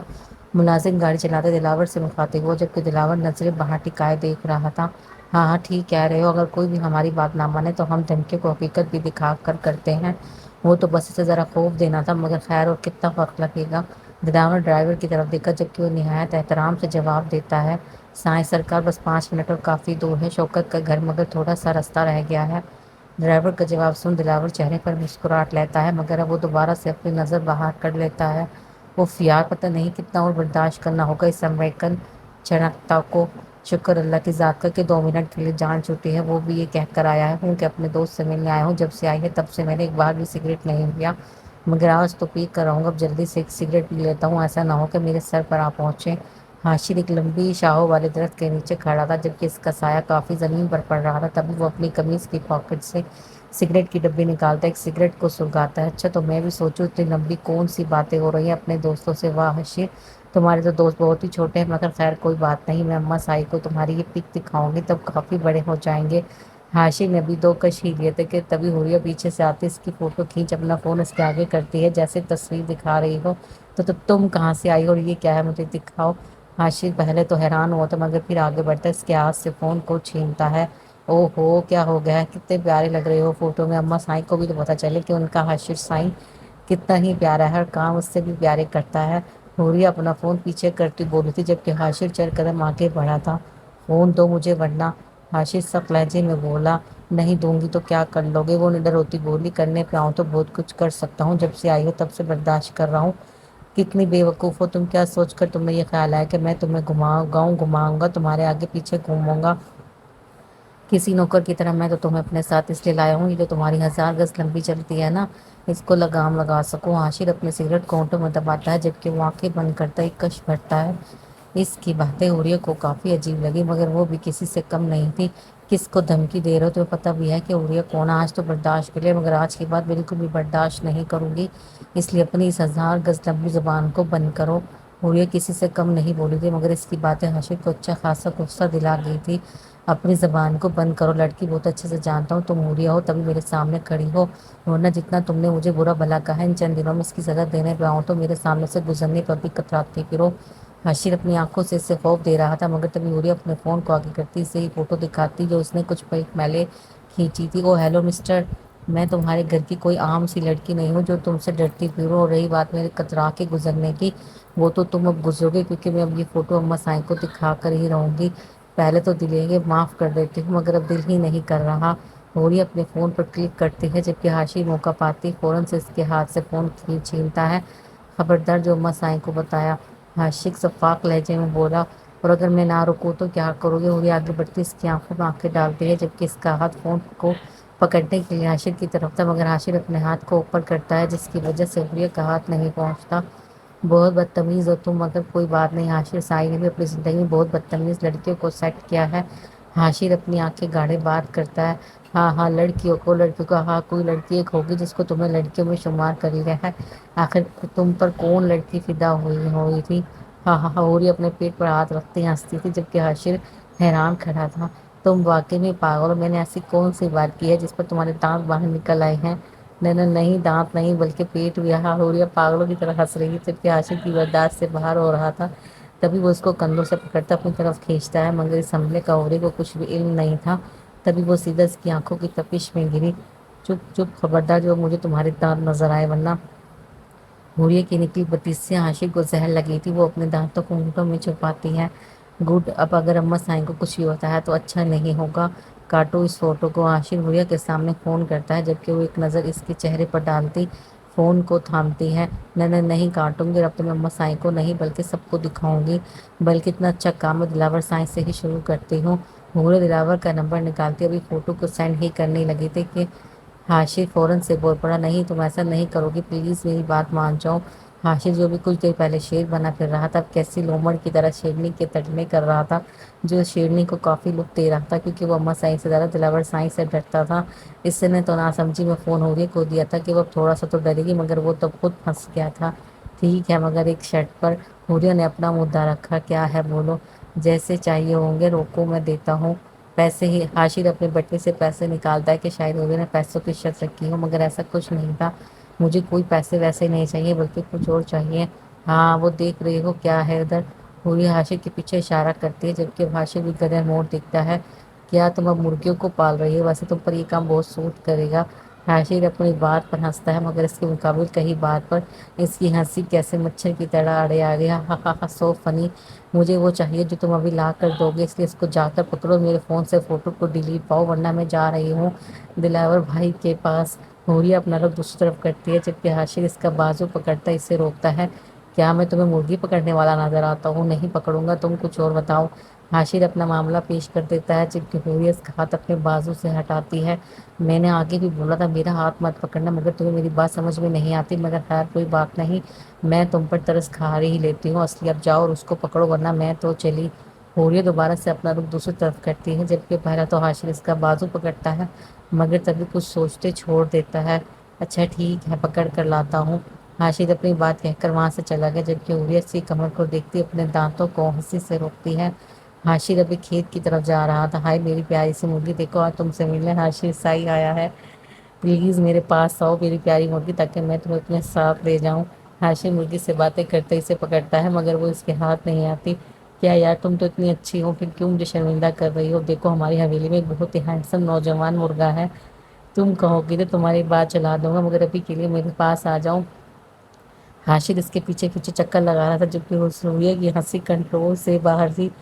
اف اللہ جی، ایک بار میرے سے لگ جا تو ہاتھ، پیاری مرغی نہ تنگ کر مجھے، میں تجھے لے چلوں اپنے ساتھ، پیاری سی مرغی نہ تنگ کر مجھے۔ حاشر اونچی آواز میں بولے جا رہا تھا کہ تبھی اس کا پاؤں پھسلا اور وہ زمین پر جا گرا۔ کیا مصیبت ہے یار، ایک تو یہ مرغی اور اوپر سے امریکن چھٹکتا، دونوں ہی کہاں پھنس گیا ہوں میں یار۔ حاشر اپنے ہاتھوں کی طرف دیکھتا ہے جو مٹی سے رنگ چکے تھے، وہ تو اسے سزا دینے آیا تھا، مگر اب عوریہ ہی اس پر بھاری پڑ چکی تھی۔ عوریہ حاشر کو گرتے دیکھ اس کے پاس آتی ہے، کیونکہ اب مذاق مذاق میں حاشر کو چوٹ لگ چکی تھی۔ سوری کہیں لگی تو نہیں؟ اٹھو۔ حوری اپنے عمل پر شرمندہ ہوتی اپنا ہاتھ آگے بڑھاتی ہے، جبکہ عاشر کے ماتھے پر گرے بال وہ پھونک سے سیدھا کرتے اپنے ہاتھ آگے بڑھاتا ہے، جسے حوری فوراً سے تھام لیتی ہے۔ سوری عاشر سائیں۔ اس کے کہے گئے یہ الفاظ عاشر کے دل پہ وار کیے، نہ جانے کتنی دلکش آواز نے بھا لیا اس کے کانوں کو۔ ٹھیک ہوں میں، وہ آگے بڑھتا ہاتھ مضبوط سے تھامے اٹھ کھڑا ہوا، جبکہ اپنی قمیض کی سائڈوں کو جھاڑے وہ ہاتھوں پر ہاتھ رکھ کر جھاڑتا ہے۔ حوریہ بڑے ہی غور سے دیکھے جانے دل کو کتنا آسان لگ رہا تھا اس چہرے کو دیکھنا۔ آج سے پہلے اس نے عاشق کو اتنے غور سے نہیں دیکھا تھا۔ سیاہ رنگ بھوں آنکھیں، سفید رنگت، لمبی چوڑی مشابہت، ماتھا پر آتے بالوں کو وہ اپنے ہاتھوں سے پیچھے کرتا ایک نظر حوریہ پر ڈالتا ہے جو اسے ہی تکے جا رہی تھی۔ خیر سب۔ حوریہ فوراً سے اپنا رخ دوسری طرف کرتی ہے، آگے آگے چلنے لگتی ہے اور ایسے ظاہر کروا رہی تھی جیسے کہ بس اس گاؤں کی ہو کر رہ گئی ہو۔ عاشق بھی ایک طرفہ مسکراہٹ لائے اس کے ساتھ ساتھ چلنے لگا، مگر وہ ہاتھوں کے اشارے سے اس کو اپنی زمینیں دکھا رہا تھا۔ دونوں کے بال ہواؤں میں سنبھل نہیں رہے تھے۔ حوریہ اس ہرے بھرے کھیتوں کو دیکھتی عاشق سے نظر ہٹا چکی تھی۔ عاشق بھی اپنے ہاتھوں کی طرف دیکھتا ہی ہے کہ تبھی بے اختیار نظر حوریہ پر جاتی ہے اور وقت وہیں آہستہ آہستہ چلنے لگا۔ وہ اس کے ہر ایک نقش کو اپنی نظر کتاب میں لیتا نہ جانے دنیا سے غافل ہو گیا تھا۔ وہ جو کھیت میں کر رہی کام میں مصروف عورتوں کو دیکھ دیکھ کر مسکرا رہی تھی، بس اس کی مسکراہٹ نے عاشق سائیں کا دل جیت لیا تھا اور وہ بھی مسکرا دیا۔ سائیں سرکائی ہم پہنچ گئے ہیں۔ وہ گاڑی کو روکتا باہر نکلتا، دلاور کی سائڈ کا دروازہ کھولتا ہے، مونچھوں کو بل دیتا۔ رعب دار شخصیت لگ رہا تھا، کچھ اس کے لباس نے رعب بنا دیا تو کچھ اس کی مونچھوں نے۔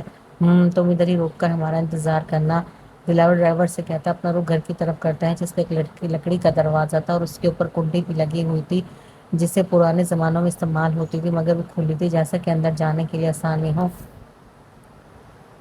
وہ سر جھکائے دروازے سے ہوتا گھر کے اندر داخل ہو کر، مگر گھر زیادہ بڑا تو نہیں تھا مگر پیارا ضرور تھا۔ سامنے ہی دو کمرے تھے، ایک بنیرا تھا جس کی سائڈوں پر گلدان پڑے تھے اور اس کے نیچے ایک اور کمرہ تھا جو شاید کچن کی طرف نظر سمجھا جا سکتا تھا۔ باہر دو چرپائیاں تھیں جن پر بستر تھا۔ وہ کسی کو نہ بتاتا کمرے میں جانے کا ارادہ رکھتا تھا کہ شاید کوئی تو ہو اندر، مگر تبھی ایک چھوٹی سی لڑکی جس نے پٹھانوں جیسی فراق ڈالی تھی اس شخص کو دیکھتی بھائی بھائی اس کے پاس آئی۔ آپ کون اور ہمارے گھر کیا کرنے آئے ہیں؟ وہ سوالی نظروں سے پوچھتی اس کے پاس آتی کھڑی ہوئی۔ وہ کچھ سوچتے کہنے لگا، ہم آپ کی آپی کے دوست ہیں دلاور، آپی کی طرح آپ کی چھوٹی میرب۔ وہ میرب کو حیران کر گیا تھا، ایک تو عمر بھی نادان تھی اور اوپر سے عقل بھی مناسب ہی تھی۔ تبھی وہ خوش ہوتی آگے بڑھی، سچی آپ آپی کے دوست ہیں؟ مگر آپی نے کبھی آپ کا ذکر ہی نہیں کیا، میں کیسے مان لوں؟ معصوم سی شکل بناتی وہ استفادہ کرتی ہے۔ اوہ اچھا، تو ہماری چھوٹی سی کو یقین ہی نہیں آ رہا، تو پھر ہم ایک کام کرتے ہیں، آپ اپنی آپی کو بلائیں ادھر، پھر ہم ان کے سامنے کہیں گے آپ ہماری کیا لگتی ہیں۔ باتیں نہ سمجھتی مگر وہ خوشی اتنا تھی کہ سر کو جبلش نہ دیتی، فوراً سے کمرے کی طرف بھاگتی ہے جبکہ دلاور وہیں پر کھڑا کھٹکھٹی باندھے آگے ہونے والے حملوں کا منتظر تھا۔ آپی آپی باہر آپ کے وہ دوست آئے ہیں اور وہ کہہ رہے ہیں یہی ملنا ہے آپ سے۔ عریض جو کچن میں بیٹھی روٹی بنانے میں مصروف تھی، میرب کی بھاگ دوڑ دیکھتی اپنے کام کو وہیں پر تک کرتی ہے۔ کون دوست؟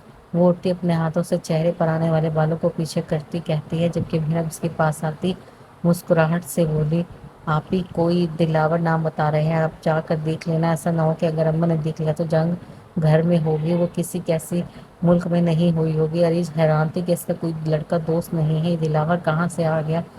وہ اتنی حیران تھی کہ یوں ہی بھاگی بھاگی باہر آئی۔ دلاور جو پہلے ہی آگے کسی مجنوں کی طرح کھڑا تھا، سامنے سے آتے اپنے محب کو دیکھتے وہیں آنکھوں کو جما دیتا ہے، جبکہ عریض سامنے سرکار سائی کو موجود پاتی پہلے تو باتوں کو سیدھا کان کے پیچھے لے جاتی، پھر سر پر دوپٹے کو سیٹ کرتی، سر جھکائے آگے بڑھتی ہیں۔ آپ یہاں پر؟ وہ سائیں سرکار کچھ کام تھا بھائی سے، وہ گھر پر نہیں؟ اس کی اٹکتی زبان دلاور کو خوش کرنے کی متبادل تھی۔ وہ آگے بڑھتا اس کے چہرے پر لگے آٹے کے ریزے جو آٹے کے ہاتھوں کو گال پر لگانے کی وجہ سے تھے اپنے ہاتھوں سے صاف کرتا ہے۔ عریض کی حالت بری ہو گئی تھی، میرب ان دونوں کے پیچھے کھڑی سب دیکھتی رہ گئی۔ عریض نے کبھی بھی ایسی حرکت کا تصور نہیں کیا تھا۔ دلاور سے ایک تو وہ عمر میں اس سے بڑا تھا اور اوپر سے اس گاؤں کا سردار، وہ عام سی لڑکی۔ دلاور آنکھوں کو آہستہ سے چک کے دیکھتا ہے کہ آنکھیں مدہوشی سے مائل ہوئی پڑی تھی۔ آپ یہ کیا کر رہے ہیں؟ دلاور کچھ بھی کہہ پاتا ہے کہ عریض سے دور ہوتی کھڑی ہوئی، کچھ نہیں جانا سائیں، بس تمہیں دیکھنے کو دل کیا ہے تو چلے آئے، ویسے تمہارے گھر ہماری حویلی سے بہت دور گزرتا ہے، ہم چاہتے ہیں جب بھی تمہیں دیکھنے کو دل کرے تو فوراً سے یہ چہرہ ہمیں ملے، اس لیے ہم تم سے شادی کرنا چاہتے ہیں، بہت جلد رشتہ آئے گا تمہارے گھر ہمارا۔ عریض کی حیرانگی کوئی کی کوئی حد نہیں تھی، وہ ایک کیا دن میں کس کا دیوانہ ہو گیا تھا اور پچھلے کئی سالوں سے اس سے محبت کرتا تھا وہ اس کے ساتھ کیا بےفائی کر دیتی۔ سائیں سرکاری، میں نے ہمیشہ آپ کو اپنا بڑا بھائی سمجھا اور میرا رشتہ بھی طے ہو چکا ہے طاہر سے۔ ارج اس سے آگے بھی کچھ بولتی تبھی طاہر گھر کے اندر داخل ہوتا۔ ارج کو پکار رہا تھا، دلاور کی آنکھوں میں تپش آ گئی تھی۔ اس کے منہ سے بھائی لفظ سن وہ اس کے بارے میں کیا خیال رکھتا تھا، اور وہ سائیں سرکار یہاں پر سب خیریت؟ طاہر سامنے دلاور کو دیکھتا ہی دونوں کے پاس آیا، جبکہ ان دونوں میں صرف اتنا فاصلہ تھا کہ کوئی بھی نہ سمجھ اس وقت کچھ بھی سمجھ جاتا۔ سائیں سرکار، جب ہمارے گھر پر آئے ہیں سب خیریت؟ ہمارے لائق کوئی کام ہو تو بتائے۔ نہیں کوئی کام نہیں چھوٹے، وہ بس انتظام سے کچھ کام تھا، مگر ہم بعد میں اس سے بات کر کے اب ہم چلتے ہیں۔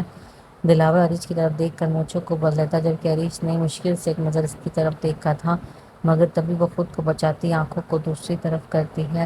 سائیں سرکار کچھ کھا کر جائیں، ایسے تھوڑی نہ جانے دیں گے، ہمارے پورے گاؤں کے سردار ہیں، ہمارے لیے اتنا سب کچھ کرتے ہیں، کیا نہیں کر سکتے آپ کے لیے؟ جاؤ ارج، ان کے لیے چائے بنا کے لے کر، اور ہاں گھر پر جو بھی ہے وہ بھی ساتھ لے آنا۔ وہ ارج کو یہاں سے جانے کا بہانہ دے چکا تھا۔ ہاں ابھی لاتی ہوں، کانپتے لبوں تو اسے کہتی وہ وہاں سے چلی گئی۔ دلاور نے اس کے وجود پر پھر سے سخت نظر ڈالی، نہ جانے کتنا غصہ آیا تھا اس کو ارج پر کہ ضبط کرنا مشکل تھا۔ ایک تو وہ بھائی کہہ چکی تھی اور اوپر سے ان کی کسی اور سے شادی کی خواہش مند تھی۔ ہمیں کچھ کام ہے، ہم چلتے ہیں، پھر کبھی ملاقات ہوگی، طاہر سے کہتا اپنا رخ دروازے کی طرف کرتا، جبکہ آنکھیں خون سے سرخ ہو گئی تھی۔ اتنا غصہ جتنی خوشی سے یہاں پر آیا تھا اب اتنے ہی غصے سے جا رہا تھا۔ طاہر دیکھتے ہی رہ گیا تھا، نہ تو وہ اسے جانے سے روک سکتا تھا اور نہ ہی کچھ کہہ سکتا تھا، کیونکہ وہ اس کے سامنے صرف عام گاؤں والا تھا۔ انتظام کی وجہ سے بہت کم بار اس کی دلاور سے ملاقات ہوئی تھی۔ وہ بڑے بڑے ڈنگ بھٹک گاڑی کے اندر بیٹھتا ہے۔ ملازم نے کچھ بھی نہیں کہا تھا، وہ چہرے سے ہی سب سمجھ گیا تھا۔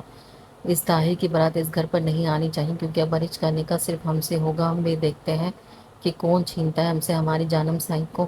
وہ مونچھوں کو بل دیتا، شیطانی مسکراہٹ دباتا ہے۔ ایسا کچھ نہیں ہوگا دلاور، خبردار، جو تم نے مجھے گھٹیا بات کی تو تم کیا چاہتے ہو؟ ہم عام سی لڑکی کے گھر تمہارا رشتہ لے کر جائیں؟ کیا دنیا میں کوئی اور لڑکی نہیں رہی تھی جو اپنی گاؤں کی عام سی لڑکی کے ساتھ عشق لڑا بیٹھے ہو؟ دلاور اس وقت اماں سائی کے کمرے میں موجود کھڑا ان کا غصہ برداشت کر رہا تھا، کیونکہ اس نے بات ہی ایسی کی تھی جو اماں سائی کا دماغ خراب کرنا جانتی تھی۔ مگر اماں سائی، مجھے وہ اچھی لگتی ہے، میں صرف اسے سے نکاح کر بس اسی سے آپ لے جائیں نا میرا رشتہ ارج کے گھر۔ اماں سائی جو بیڈ پر بیٹھی ہوئی، دلاور ان کے پاس آتا ہے، ان کا ہاتھ پکڑ پاس بیٹھتا ہے۔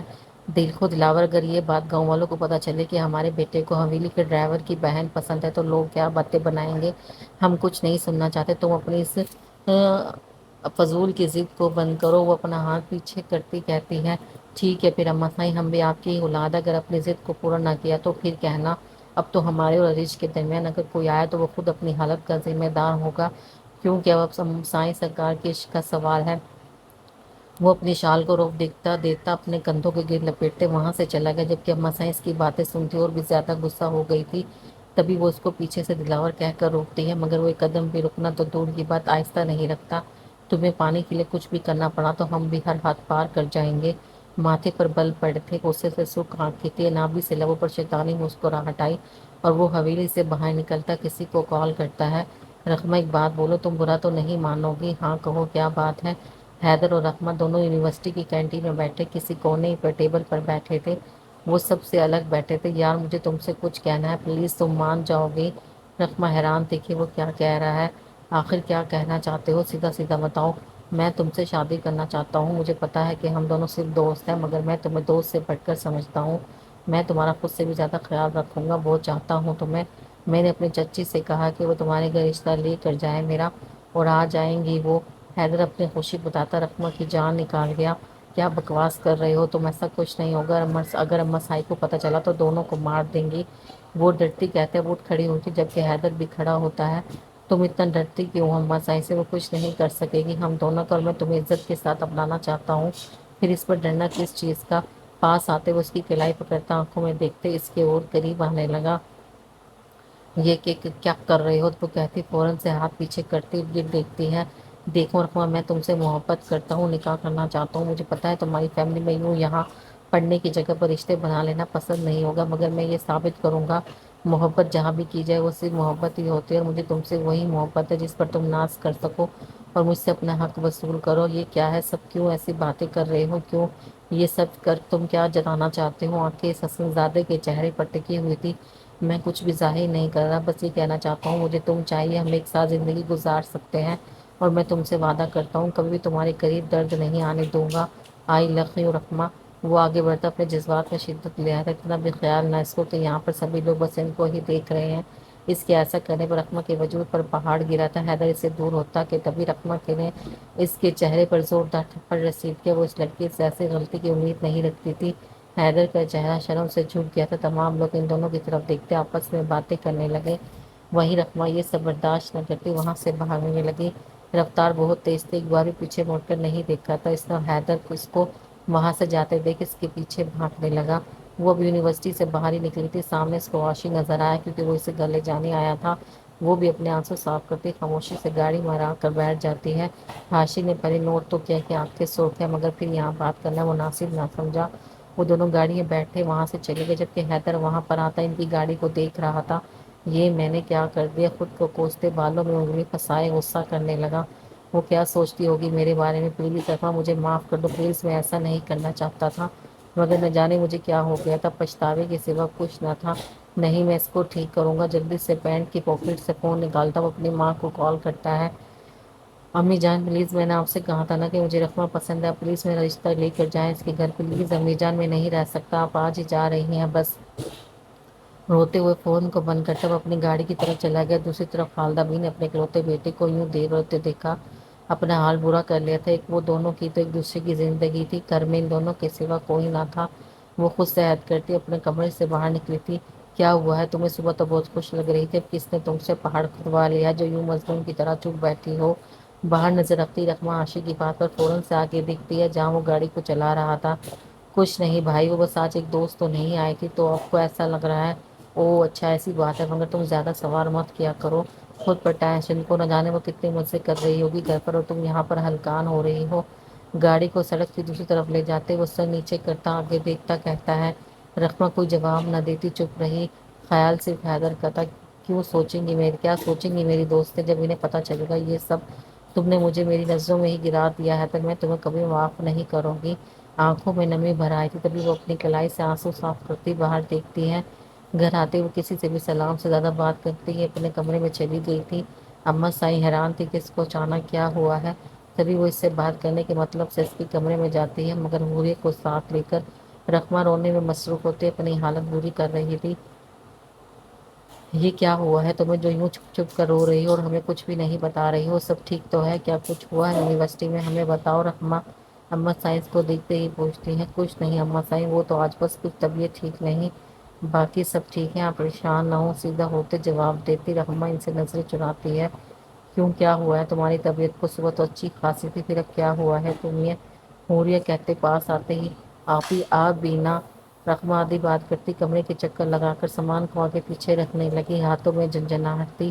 اماں سائیں باہر کوئی خاتون آئی ہے، رقمہ بیٹی کے دوست کی امی، آپ دیکھ لیں، انہوں نے کچھ ضروری بات کرنی ہے آپ سے۔ ملازمہ ایک دم کمرے میں آئی کہہ کر وہاں سے چلی گئی۔ رقمہ کی جان جا رہی تھی یہ سوچ کر وہ یہاں پر کیا کرنے آئی ہیں۔ ہم ابھی دیکھ کر آتے ہیں اور تم اس کو کچھ کھانے کو دو، پتہ نہیں کچھ کھایا بھی ہے کہ نہیں، تو طبیعت کا رونا رو رہی ہے۔ اماں سائیں کہتی کمرے سے نکل گئی۔ رقمہ نے ان کو روکنا چاہا مگر پھر خود بھی ان کے پیچھے جانے لگی۔ رقمہ میں تمہاری بڑی بہن ہوں، مجھے سچ بتاؤ کہ کیا ہوا ہے تمہیں جو یوں پریشان لگ رہی ہو؟ حوریہ نے اس کا بازو پکڑا روک کر، تبھی وہ اس کے گلے لگتی زور سے رونے لگی۔ بالآخر بہن کا سہارا جو مل گیا تھا۔ پہلے تو حوریہ نے کچھ کہا نہیں، مگر جب دیکھا کہ وہ چپ ہی نہیں ہو رہی تو اس کی کمر کو سہلانا شروع کیا۔ بس رقمہ چپ ہو جاؤ، مجھے کچھ بتاؤ گی کیا ہوا ہے تمہیں جو یوں رو رہی ہو؟ آپی وہ حیدر نے میرے ساتھ کیا حیدر نے کیا کیا ہے تمہارے ساتھ؟ ابھی وہ میرے ساتھ بدتمیزی کی ہے، سب لوگ دیکھ رہے تھے، اب میں کبھی نہیں جاؤں گی یونیورسٹی، اب اماں سائیں سے کہہ کر ان کو یہاں سے بھیج دیں پلیز۔ وہ روتی گلا ہلکا کر رہی تھی، تبھی ایک ملازمہ نے یہ ساری باتیں سن لی تھی کیونکہ وہ رقمہ کے لیے کھانا لا رہی تھی، وہ بھی اماں سائیں کے کہنے پر۔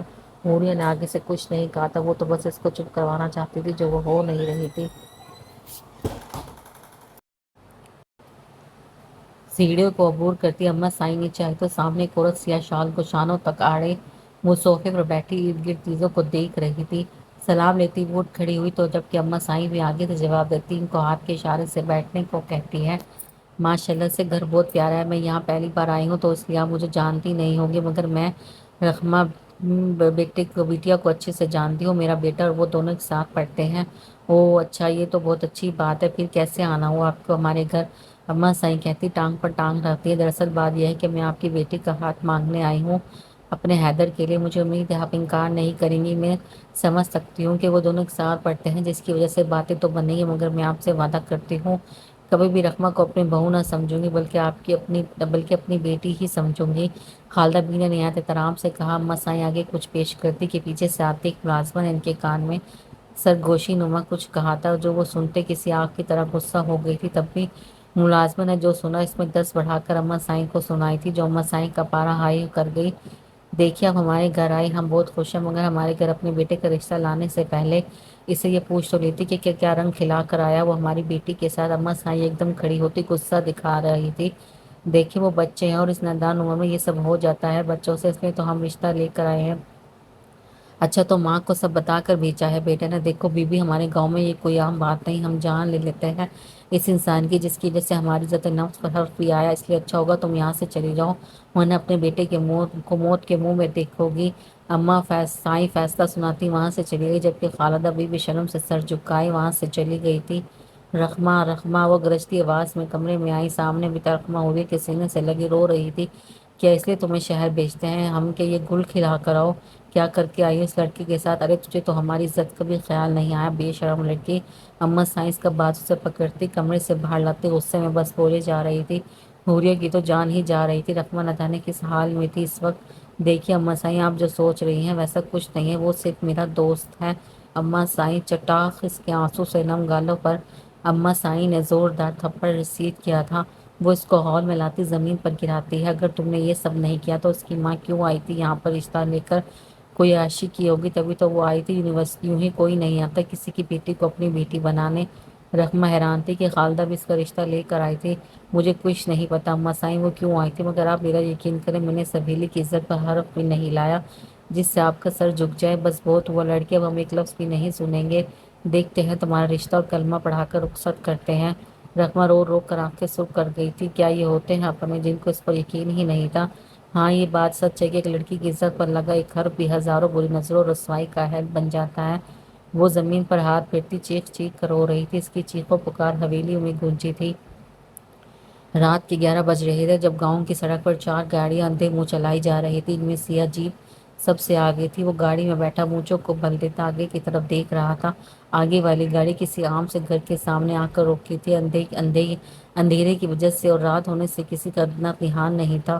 وہ گاڑی سے باہر نکلتا سگریٹ کو سلگاتا اپنی مونچھوں میں چھپے لبوں پر رکھتا ہے۔ جیسا کہا ہے ویسا کرو، ہمیں کوئی شور شرابہ نہیں سننا۔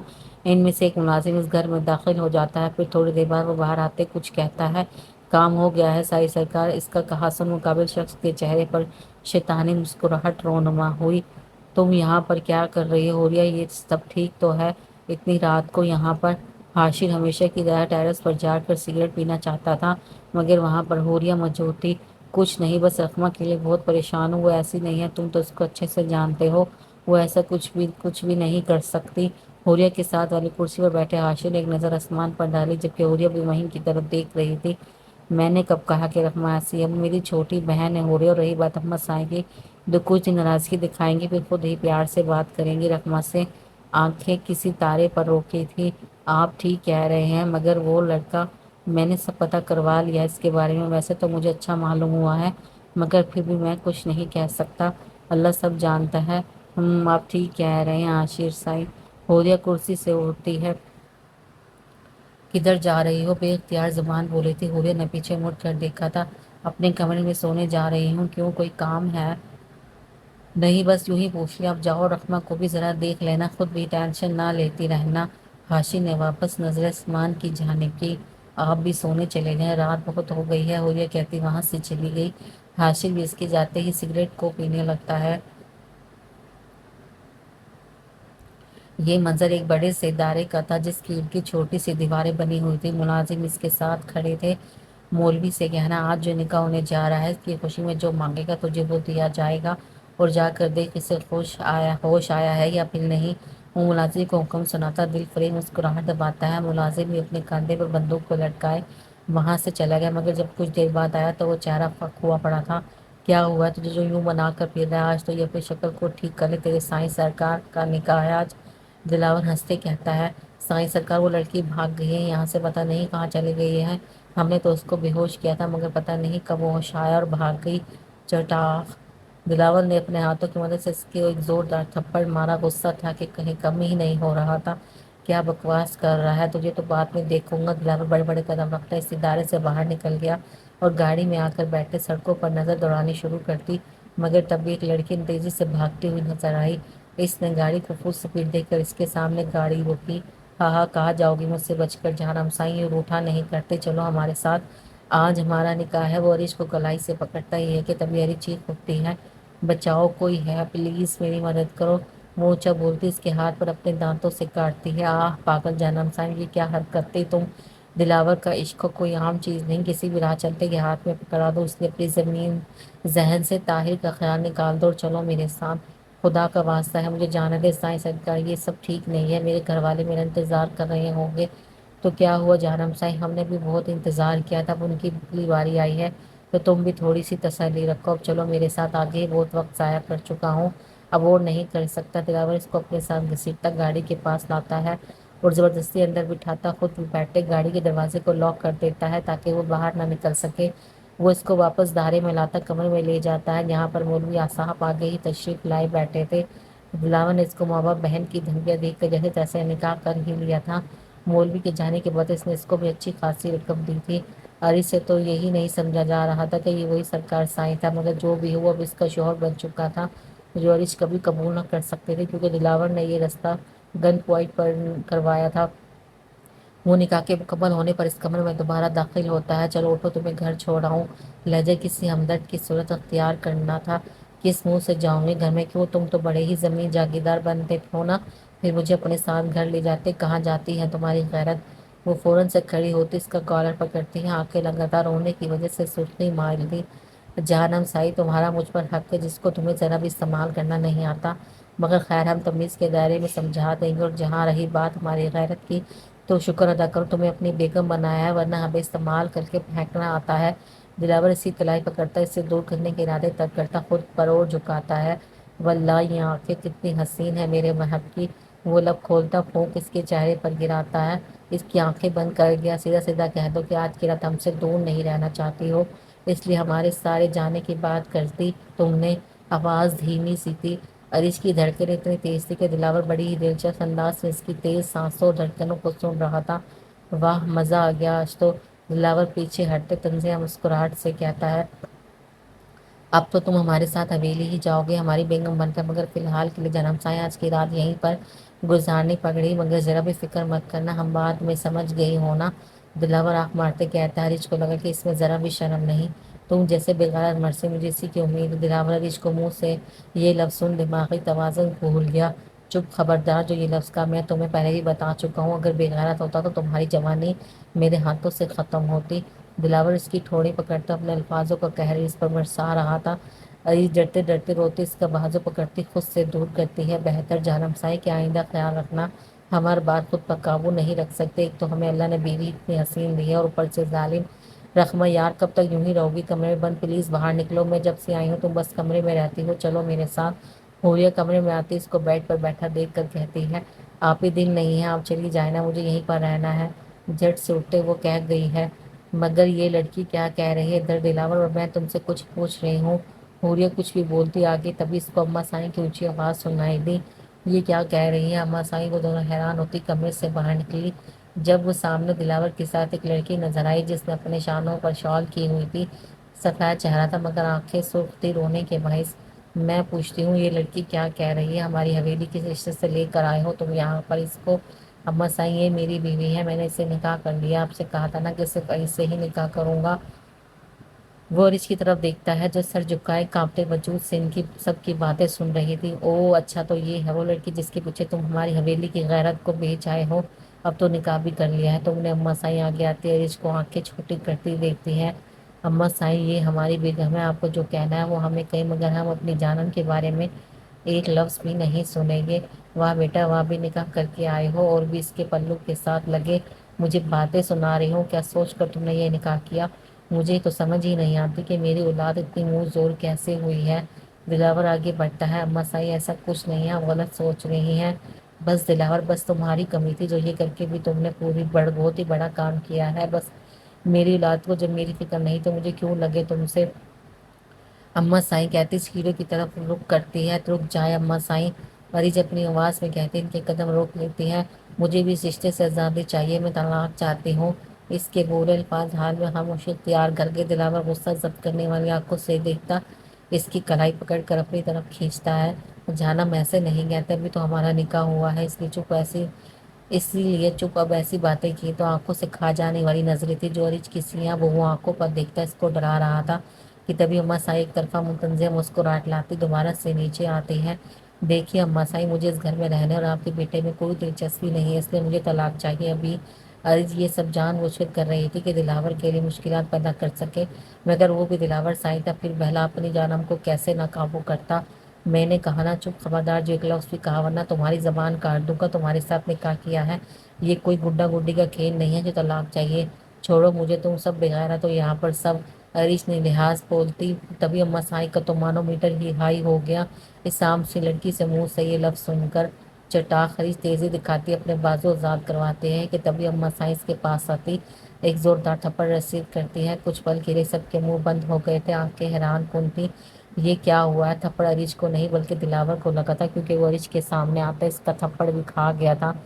اماں سائیں چونک گئی تھی، اور کیوں نہ چونکتی، یہ جو کام کر گئی تھی۔ دلاور کی نظر ایک پل کے لیے زمین پر چکی تھی، دوسری طرف ارج چند قدم پیچھے ہوتی ڈر گئی کہ سب پتہ نہیں کیا ہوگا۔ بہت اچھا ہوا جو تم نے اپنی بیوی کا تھپڑ کھایا، اب تمہیں بھی عقل آئے گی، جب بیوی کی زبان قابو سے باہر ہو تو اس کا ازالہ شوہر کو اٹھانا پڑتا ہے۔ دلاور نے آنکھیں اٹھاتی صرف ارج کی طرف دیکھا تھا، اماں سائیں وہ برداشت نہ کرتی وہاں سے چلی گئی، کیونکہ وہ اپنے ہی ہاتھوں سے اپنے بیٹے کو تھپڑ جو مار بیٹھی تھی، اور یہ کام ان کے لیے نہایت تکلیف دہ تھا۔ حوری اور رحمہ بھی ان دونوں سے کوئی بات کیے بغیر اوپر گئی، کیونکہ وہ اگر کوئی بھی بات کرتی تو اماں سائن کا بھی یہی حال کرتی جو آج دلاور کا ہوا تھا۔ آج سے پہلے اس پر کسی نے ہاتھ نہیں اٹھایا تھا، مگر آج اپنی ہی ماں کے ہاتھوں سے تھپڑ کھایا تھا اس نے صرف اپنے جانم کے لیے، سب پتہ نہیں اس کا کیا حال کرے گا وہ۔ مجھے تو لگا کہ تم صرف بےغیرت مرد ہو، مگر یہاں پر تو تم سب سے اعلیٰ ترین لوگ بھی موجود ہیں۔ وہ پھر سے الفاظ چبا چبا کر کہہ رہی تھی جو دلاور کی برداشت سے باہر تھے۔ تبھی وہ چپ کرتا، اس کی کلائی سے پکڑتا، اپنے ساتھ گھسیٹنے والے انداز میں اوپر لاتا، اپنے کمرے میں لے جاتا ہے۔ کمرے میں آتے ہی وہ اس کے پیچھے سے کھینچتی، تیزی سے آگے بیڈ پر گرا دیتا ہے اور خود آگے بڑھتا اس کے سر پر کھڑا ہوتا ہے۔ ارج اندھے منہ زمین بیڈ پر جا کر گری تھی، جس کی وجہ سے اس کی قمیض تھوڑی سی پوزیشن سے ہلی تھی۔ آج بتاؤں گا کہ بغیرت مرد کیا ہوتا ہے، اور میں کون ہوں۔ کتنی بار کہا تھا اپنی زبان کو قابو میں رکھو، مگر نہیں، یہ جو کینچی کی طرح چلتی ہے، آج اس کو کاٹنا ہی پڑے گا جانم سائیں۔ ارج جلدی سے سیدھی ہوتی، بیڈ کے اوپر پاؤں کرتی، پیچھے کی طرف خود کو گھسیٹ رہی تھی کہ تبھی دلاور ایک لمبا سانس لیتا، اس کے پاس آ کر بیٹھتا ہے۔ اب کیا ہوا ہے تمہیں؟ چلاؤ نا اپنی زبان سے، کہو نا مجھے بغیرت، بولتی کیوں نہیں ہو؟ وہ تیزی سے آگے ہوتا، اس کا جبڑا دبوچ لیتا ہے۔ پلیز ایسا مت کرو، میں نے کیا کیا ہے؟ مجھے میرے گھر جانے دو۔ بس بس جانم سائیں، اتنا یاد مت کرو اپنے گھر کو، ایسا نہ ہو کہ پھر میں حقیقت میں تمہارے لیے تمہارے گھر والے صرف یاد بنا دوں۔ وہ آگے بڑھتا، اپنا جھکاؤ کرتا، اس کی آنکھوں میں ہی دیکھ رہا تھا جن میں صرف خوف جھلک رہا تھا۔ اس کی تھوڑی کو اوپر کرتا، وہ اس کے لبوں پر فوکس کرتا، مزید آگے بڑھتا ہے۔ ارج نے اپنی سانس روک رکھی تھی، وہ زور سے آنکھیں بند کرتی آنے والے حادثے پر رضامند ہوتی چپ رہی تھی، جبکہ دلاور اس کی کیفیت کو دیکھتے کچھ پل یوں ہی رہا، پھر ایک دم اس کو خود سے آزاد کرتا۔ وہ بیڈ سے اٹھ کھڑا ہوا، وہ کچھ بھی نہ کہتے کمرے سے باہر چلا گیا۔ ارج نے آنکھیں کمرے کے دروازے پر کھولی تھی، دل زور زور سے مچل رہا تھا۔ امی آپ جب سے آئی حویلی سے ہو کر تب سے چپ رہتی ہیں، کچھ بتائے نا کیا ہوا تھا وہاں پر؟ مجھے فکر ہو رہی ہے، آج میں یکما یونیورسٹی نہیں آئی تھی، پلیز امی کچھ تو بتائے نا۔ حیدر خالدہ بی کے پیچھے پیچھے چلتا ان سے بات کر رہا تھا، جبکہ وہ کچن میں کھڑی اس کو اگنور کرتی فریج سے کچھ سامان نکالنے میں لگ جاتی ہے۔ امی میں آپ سے بات کر رہا ہوں نا، پلیز کچھ تو بتائیں کہ کیا کہا تھا انہوں نے؟ کیا انکار کر دیا ہے ان لوگوں نے؟ حیدر آواز آہستہ کرتا کہتا ہے، دل سے جان حلق تک آ رہی تھی۔ ہاں انکار کر دیا ان لوگوں نے، یہ کہہ کر کہ اپنے بیٹے کو لڑکیوں کی تمیز کرنا سکھائے۔ پہلے کیا ضرورت تھی یہ حرکت کرنے کی؟ اب وہ کسی بھی رقمہ کا تم سے رشتہ نہیں کرے گی۔ نہ جانے آج کل کی نوجوان نسلوں کو یہ سب کرتے شرم نہیں آتی؟ خالدہ بی کے منہ سے یہ لفظ سن حیدر کا چہرہ شرم سے جھک گیا تھا۔ امی دیکھیے، آپ بس مجھے بتا دیں کہ ان لوگوں نے رشتے سے کیوں انکار کیا ہے، آخر کیوں؟ خالدہ بی کرسی پر آ کر بیٹھتی ہے، تبھی حیدر ان کو کندھوں سے پکڑتا نہایت احترام سے کہتا ہے، امی آپ چھوڑو مجھے تو شرم آ رہی ہے، تم نے یہ حرکت کی ہے۔ اگر تمہاری کوئی بہن ہوتی تو کیا تمہاری برداشت سے باہر ہوتا؟ کوئی بھی لڑکا اس کے ساتھ یوں کرتا جو تم نے کسی کی بہن کے ساتھ کیا ہے؟ بتاؤ نا۔ خالدہ بی کا غصہ بڑھ رہا تھا مزید۔ اپنے غصے کو ضبط کرتی وہ کرسی سے اٹھ کھڑی ہوئی اور وہاں سے اپنے کمرے میں چلی گئی۔ حیدر وہیں پر ان کو جاتے دیکھتا پریشان سا ہو گیا۔ ارے یار میری بات تو سنو، تمہیں پتا ہے آج رقمہ کیوں نہیں آئی؟ یار وہ مجھ سے بات بھی نہیں کر رہی، پتا نہیں ایسے کیوں ہوا ہے۔ کیا تمہاری بات نہیں ہوتی؟ اس سے اگر ہوتی ہے تو اس کو یہ کہنا کہ حیدر نے تم سے بات کرنی ہے پلیز۔ حیدر سجل کے پیچھے چلتا باتیں کر رہا تھا، تبھی وہ بیزاری لائی روکتی پیچھے ہوتی۔ دیکھو حیدر، وہ تم سب کبھی بات نہیں کرے گی تو اس کے لیے بہتر ہے تم اس کو بھول جاؤ، کیونکہ تم نے جو حرکت یونیورسٹی میں کی تھی وہ سب کو پتہ چل گئی ہے، اور اس کی اماں سائیں کو بھی۔ شکر کرو ابھی صرف اس کا رشتہ کہیں اور طے ہوا ہے، ورنہ جتنے ظالم لوگ ہیں تمہاری لاش بنا کر پھر اس کی ڈولی اٹھاتے۔ کیا کہہ رہی ہو تم؟ اس کا رشتہ کہیں اور؟ مگر کیوں؟ حیدر نے آنکھیں پھاڑ دیکھا۔ ہاں ایسا ہی ہے، اس کا رشتہ اماں سائیں نے کہیں اور کر دیا ہے، اور چند دن بعد اس کا نکاح کروا کر کہیں بھی رخصت کر دے گی۔ اس لیے تم اس کو بھول جاؤ اور مشکلات مت بناؤ اس کے لیے، آگے اس کی فیملی بہت ظالم ہے۔ سجل کہتی اس کی باتیں سماجی وہاں سے چلی گئی، جبکہ حیدر کا دماغ سن ہو رہا تھا۔ نکاح وہ بھی کسی اور کے ساتھ؟ رحمہ تم صرف میری، اور دیکھا نا تمہیں تک پوچھنے کے لیے مجھے اپنی جان بھی قربان کرنی پڑی تو کروں گا، ہمارے درمیان کوئی نہیں آ سکتا، تم صرف میری ہو، میری نکاح صرف ہم دونوں کا ہوگا۔ حیدر نے پاکٹ سے فون نکالا، اپنا رو یونیورسٹی سے باہر کی اور گاڑی کی طرف آتے سڑک کی طرف دیکھا اور فون پر بات کرتے سمجھاتے والے انداز سے بتاتے اپنی گاڑی میں بیٹھا، میں بھی دیکھتا ہوں کہ کون تمہیں مجھ سے دور کرتا ہے، بہت جلد ملاقات ہوگی رحمہ۔ رات کا 1 بج رہے تھے جب سب اپنے اپنے کمروں میں موجود سو رہے تھے، مگر اس حویلی میں ابھی بھی 2 شخصیات کے پاس سے بھی نیند نہ گزری تھی، ایک طرف رحمہ تو دوسری طرف عریش تھی۔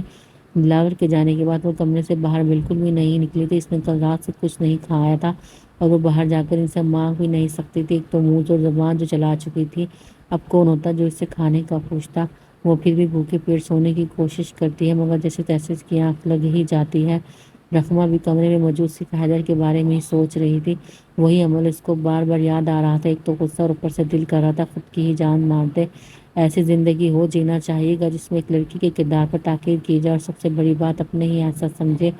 بیڈ سے ٹیک لگائے وہ آنکھوں کو بند کرتی سونے کی کوشش کرتی ہے، جب آنکھوں میں نیند آلود ہونے لگی تو جھٹ سے کسی کی موجودگی کو محسوس کرتی اس نے آنکھیں کھولی، اور بس یہ آنکھیں ایک بٹن کی شکل لے گئی، کیونکہ جو مقابل شخصیت تھی وہ اس کی سوچوں سے باہر تھی۔ تو تم کیا کر رہی ہو؟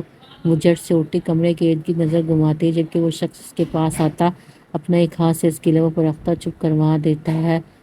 چلو تم میرے ساتھ، میں تمہیں اپنے ساتھ لے جانے آیا ہوں، چلو۔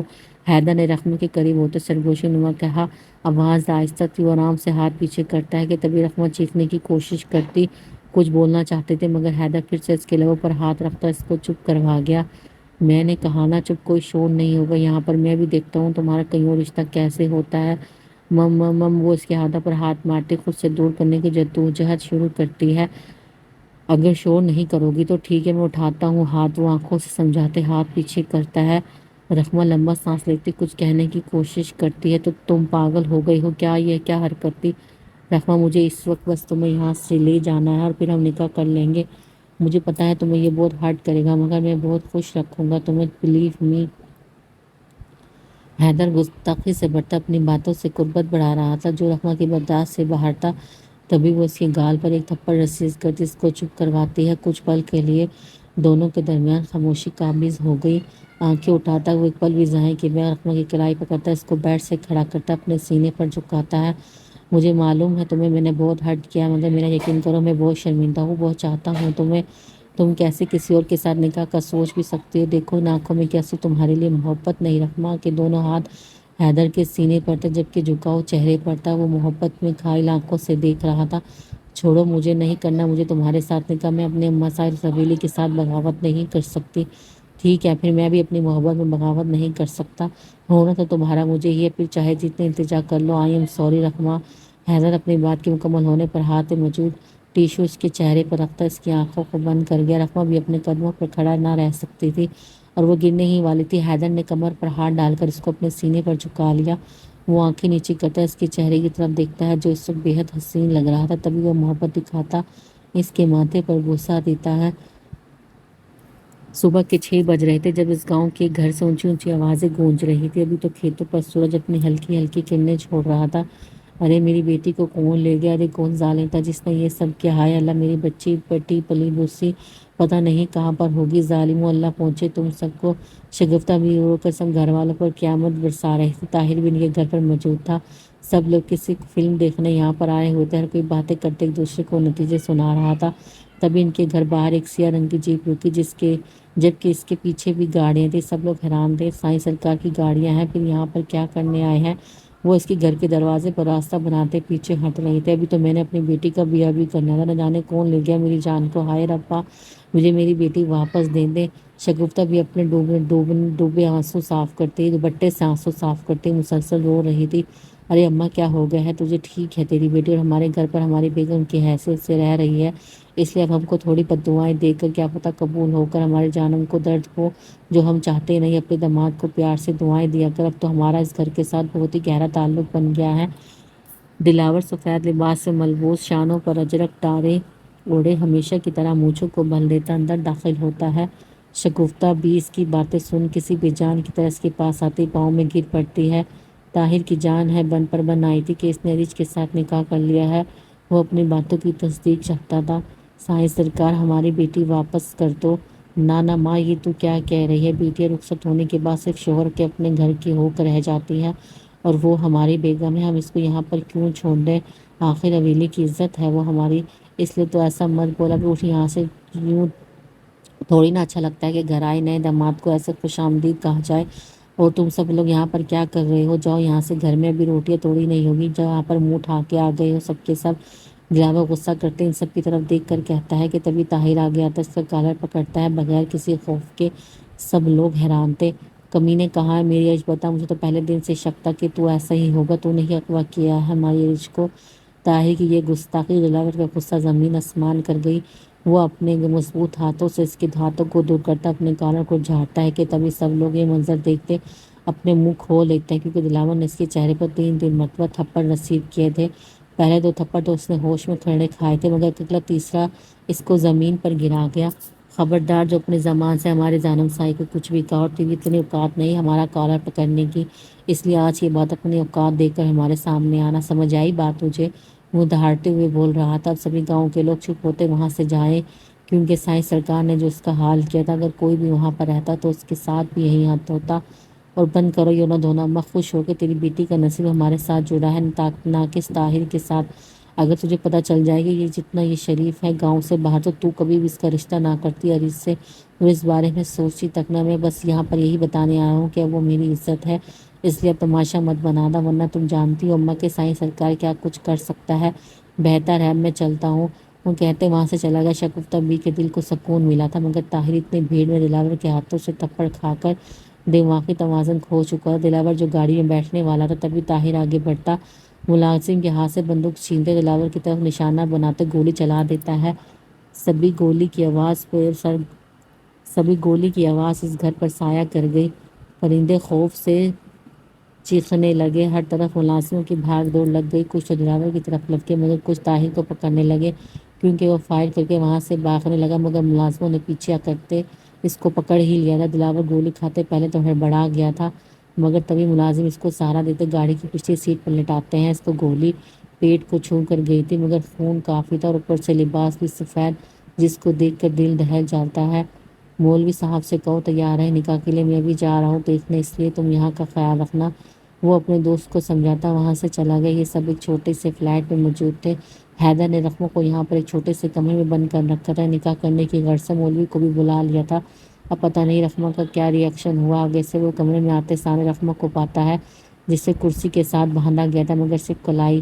رقمہ یہ کیا ہوا ہے تمہیں؟ وہ اس کی کلائی پر خون دیکھتا فوراً سے آگے بھاگا، کیونکہ رقمہ بار بار کوشش کرنا اس کا خون بہا گیا تھا۔ دکھاؤ مجھے، چھوڑو پلیز حیدر، مجھے جانے دو، اماں سائیں ہم دونوں کو قتل کر دے گی، پلیز مجھے جانے دو۔ شیش خاموش، پہلے چھوڑ آؤں گا تمہیں حویلی، مگر پہلے نکاح کرنا ہوگا مجھ سے۔ حیدر ریلیکس ہوتے کہتا اس کی فکر بڑھا گیا، تم پاگل ہو گئی ہو کیا؟ یہ کیا بچوں والی ضد؟ اگر اماں سائیں کو پتہ چلا کہ ان کی جوان اولاد ایک آدھی رات باہر گزار کر آئی ہے تو کیا سوچیں گی وہ؟ اور تم تو ایک لڑکے ہو، تمہیں تو اس کی کوئی فکر نہیں، مگر میری ایک لڑکی ہوں، خدا کا واسطہ ہے جانے دو۔ حیدر اس کی بات کا جواب دیے بغیر اپنے کام میں مصروف تھا۔ وہ اس کی دونوں کلائیوں سے کرسی کو کھولتا، اس کی کلائی کو پکڑتا، خون کو دیکھتے آنکھیں نم کر لیتا۔ دیکھو کیا حال کر لیا ہے تم نے، مجھے پہلے یہ پٹی لگانی ہوگی پھر نکاح کرنا ہوگا، تم تو ابھی سے مجھ سے کام نکلوانے لگ گئی ہو رقمہ۔ وہ ہلکی سی مسکراہٹ سے کہتا، اٹھ کھڑا ہوا، مگر تبھی رقمہ کرسی سے اٹھتی، اس کو دھکا دیکھتی بھاگنے لگی۔ رحمہ رکو، کہاں جا رہی ہو؟ ہاں دروازہ بند ہے جان۔ رحمہ جو دروازے کی طرف لگتی تھی کہ سامنے اس کو بند پا کر حیدر کرسی پر بیٹھتا دیوانہ وار کہتا ہے، اف رحمہ تم کتنی معصوم ہو میری جان، اچھا بات ہے بعد میں، پہلے یہ مرہم لگاتا ہوں۔ حیدر اٹھتے کمرے میں موجود ٹیبل کی طرف جاتا، ایک باکس کھلاتا، اس میں سے پٹی اور روئی نکالتا، رحمہ کی طرف رخ کرتا ہے جو ابھی تک دروازے کے ساتھ لگی کھڑی تھی۔ ادھر لاؤ پٹی کروں، کیوں ضد کی تھی یہاں سے جانے کے؟ ویسا مت کرنا، میں نہیں دیکھ سکتا تمہیں یوں اس طرح سے، محبت کرتا ہوں، جب تمہیں بھی مجھ سے محبت ہوگی نا پھر دکھانا میرے درد میں ہونے پر تمہیں کیسا محسوس ہوگا۔ کرسی پر بیٹھتے اپنے کام میں مصروف وہ کہتے اپنی پٹی کو مکمل کر گیا۔ رحمہ نے آگے سے کچھ بھی نہیں کہا، ایک دفعہ نظر اس کے چہرے پر گری تھی، سیاہ ہلکی سی شیونگ، سفید چہرہ، لبوں کو کھولتے ہوئے دل لگا کر اس کو پٹی کرتا وہ کھڑا ہوا۔ چلو یہ تو ہو گیا، ہم جلدی سے نکاح کر لیتے ہیں، پھر تمہیں بھی گھر چھوڑ آؤں گا، وہ کہتے کمرے سے باہر چلا گیا، جبکہ رحمہ روتے گالوں کو تر کرتے کر رہی تھی، آنسو رکنے کا نام نہیں لے رہے تھے۔ کیا واقعی میں اس کا نکاح حیدر سے ہونا تھا یا پھر نہیں، یہ تو وقت ہی بتائے گا۔ حوریہ یہ سب کیا ہو گیا؟ پتہ نہیں کس نے یہ کیا سب کیا ہماری بیٹی کے ساتھ؟ تو تم ہاشی کو کال کرو، پوچھو کہ کس ہسپتال میں داخل ہے دلاور کو۔ اماں سائل ہوتی دل بھاری کر رہی تھی، حوریہ اس کو کندھوں سے پکڑتی چپ کرواتی حوصلہ دے رہی تھی۔ اماں سائیں چپ ہو جائیں پلیز، اللہ سب ٹھیک کر دے گا، میں کرتی ہوں ہاشی کو کال۔ حوریہ فون کو پکڑتی لرزے ہاتھوں سے ہاشی کو کال کرتی ہے، مگر تبھی ارج کمرے میں موجود تھی، شور مچا سنتی کمرے سے باہر نکلی اور ملازمہ سے پوچھا، یہ شور کیوں ہو رہا ہے؟ کیا بات ہے جو اماں سائیں یوں رو رہی ہیں؟ آنکھیں سنوالے تھے، ملازمہ نے حیران ہوتا جواب دیا، بیبی صاحب آپ کو نہیں پتا سائیں سرکار صبح ہی آپ کے گھر گئے تھے، مگر وہاں پہ ایک طاہر نامی لڑکے نے گولی چلا دی، اس کو تو پکڑ لیا ہے مگر سائیں سرکار ہسپتال میں ہیں، آپ ان کے لیے دعا کریں۔ ملازم بتا رہا تھا، یہ خون زیادہ بہا ہے۔ حوریہ نے اونچی آواز سے اس ملازمہ کو بلایا تو فوراً بھاگتی وہاں سے چلی گئی، جبکہ ارج کو ڈھیروں شرمندگی تھی، نہ جانے کیا خوف تھا، کچھ پل یہ خود سے بیگانی ہو گئی تھی، پاؤں سے جاتی زمین محسوس ہو رہی تھی، کیا یہی لکھا تھا قسمت میں؟ مانا کہ وہ دلاور سے محبت نہیں کرتی تھی مگر یوں اس کے حال پہ ہونا اس کو بھی درد دے گیا تھا۔ وہ قدم پیچھے کرتی دوڑتی لگاتی اماں سائیں کے کمرے میں داخل ہوتی ہے۔ اماں سائیں یہ کیا ہوا ہے؟ دلاور کدھر ہے؟ حوریہ اس کو کہو کہ یہاں سے چلی جائے، ہم اس کی شکل برداشت نہیں کر سکتے۔ اماں سائیں کے غصہ ابھی بھی تازہ تھا اور جو یوں کہتی ارج کی آنکھوں سے آنسو روا کر گئی، ارج تم پلیز ابھی جاؤ یہاں سے، بس دعا کرو کہ اس سے کچھ نہ ہو، مگر مجھے اس کے پاس جانا ہے، پلیز مجھے لے جاؤ۔ خبردار جو لڑکی وہاں پر گئی۔ اماں سائیں اٹھتی سری پاس آتی سی کڑائی پکڑتی کمرے سے باہر گھسیٹتی ہے، کیا کہا تھا تم نے کہ اس حویلی میں بےغیرت لوگ رہتے ہیں؟ تو سن لے اب تو یہاں بھی یہیں رہے گی اور تجھے یہاں سے کوئی بھی نہیں نکالے گا، سن لو سب ملازم، اس کو کمرے سے اگر میں نے باہر دیکھ لیا تو وہ اپنی جان چھپا لینا مجھ سے، ٹانگیں توڑ دوں گی۔ اماں سائیں کہتے ارج کو کمرے بند کرتی وہاں سے چلی گئی۔ وہ حوریہ کو ساتھ لیتی حویلی سے باہر جانے ہی لگی تھی کہ سامنے حاشر اور دلاور نظر آئے۔ حاشر نے اس کو سہارا دیا تھا، اماں سائیں حیران تھی کہ یہاں پر کیسے آ گیا، مگر اس وقت حیرانگی سے زیادہ فکر کا حق تھی۔ دلاور یہ کیا ہوا ہے تمہیں؟ کچھ نہیں اماں سائیں، بس تھوڑا بہت خون بہہ گیا تھا گولی کی وجہ سے، مگر اب میں ٹھیک ہوں۔ ارج کدھر ہے؟ اس وقت وہ ڈھیٹ بنے ہوں کہ ارج کدھر ہے، چلو میرے ساتھ تمہیں ہسپتال لے کر جاؤں، یوں گھر پر رہنا ٹھیک نہیں ہے۔ اف اماں سائیں میں ابھی آ رہا ہوں ہسپتال سے، جب جا کر کسی کروں گا وہ بھی دیکھ کر کہیں گے اس کو پھر کے آنے ہیں لے آئے، مجھے بس اپنے کمرے میں آرام کرنا ہے، ارج سے کہیں گے کچھ بنا کر کھلا دے، بلکہ رہنے دے میں خود ہی کہہ لوں گا، اب چلتا ہوں۔ دلاور نے حاشر کا سہارا چھوڑ کر کہا، تبھی حاشر نے اس کے بازو کو پکڑا، یار دیکھ تو لے کتنی چوٹ لگی ہے تجھے، اماں سائیں ٹھیک کہہ رہی ہے، ہسپتال چلتے ہیں۔ ہائے چھوڑ یار، سمجھا کر اپنی بیگم کو اتنا بڑا دکھ نہیں دینا چاہتا، ایک رات کو اس لیے نہیں جا سکتا۔ دلاور آنکھ مارتے کہتا، حاشر کو بھی ہنس آ گیا، وہ آہستہ آہستہ قدم رکھتا ہال میں داخل ہوتا، سوری جاتے کمرے کی طرف جاتا ہے، مگر تبھی اس کا کسی کی سسکیوں کی آواز آئی، اس نے پیچھے مڑ کر دیکھا، وہاں کوئی کھڑا تو نہیں، مگر وہاں پر کوئی نہیں تھا۔ اس نے کمرے کو آن لاک کیا کیونکہ اماں سائیں نے ارج کو اسی کے کمرے میں بند کر رکھا تھا۔ پہلے تو وہ حیران ہوا لاک کس نے کیا کمرہ، مگر پھر تبھی سسکی کو سوچتا اندر داخل ہوا تو ارج بیڈ پر کے کارنر پر بیٹھی رو رہی تھی۔ آپ آ گئے کہیں، وہ دلاور کو دیکھتی فوراً سے آگے بڑھتی، پریشان ہوتے اس کے قریب تر قریب ہو رہی تھی۔ اس کو یہ بھی ہوش نہ رہا کہ ایسا کرنا وہ پسند نہ کرتی تھی۔ کیوں رو رہی ہوتی تم جانم؟ دیکھو تمہارے طاہر نے گولی ماری ہے مجھے، وہ ہم دونوں کو ایک ساتھ نہیں دیکھ سکتا، اب میں کیا کروں کیونکہ میں تمہیں نہیں چھوڑ سکتا۔ دلاور لبوں پر ہنسی دباتا بیڈ پر بیٹھتا ہے، وہ زور کی لگی ہے تو مجھے کوئی فکر ہی نہیں، اپنے شوہر کی دیکھ کر سارے کپڑوں پر خون لگ گیا ہے تمہارے معصوم شوہر کو۔ دلاور ایک نظر لباس پر ڈالتا اٹھ کھڑا ہوا کیونکہ وہ اب کپڑے بدلنے کا ارادہ کرتا تھا۔ بیٹھے رہے، میں لاتی ہوں کپڑے۔ کیا سچ میں؟ دلاور آنکھیں بڑی کرتا، عریش کا سر جھکا گیا۔ سیدھے کام کرنا، بدل بھی خود دینا، یا ہلا بھی نہیں جا رہا۔ دلاور کی بات پر عریش نے نظریں اٹھائے دیکھا۔ جانم ایسے کوئی دیکھ رہی ہو، اگر مجھے پتا ہوتا ہسپتال میں ہی کپڑے بدلوا لیتا، مگر کیا کروں، وہاں پر میری بیگم جو موجود نہ تھی، مگر خیر کوئی بات نہیں، اب تو ہے نا۔ دلاور تھوڑا سا بیڈ کے اوپر کو بیٹھتا، اپنی قمیص کے اوپر والے بٹن کو کھولتا، پھر بازو سے بٹن کھولتا، اس کی کھنیوں سے اوپر کرتا، عریش کی طرف دیکھتا ہے کہ وہ باقی کچھ کرے گی۔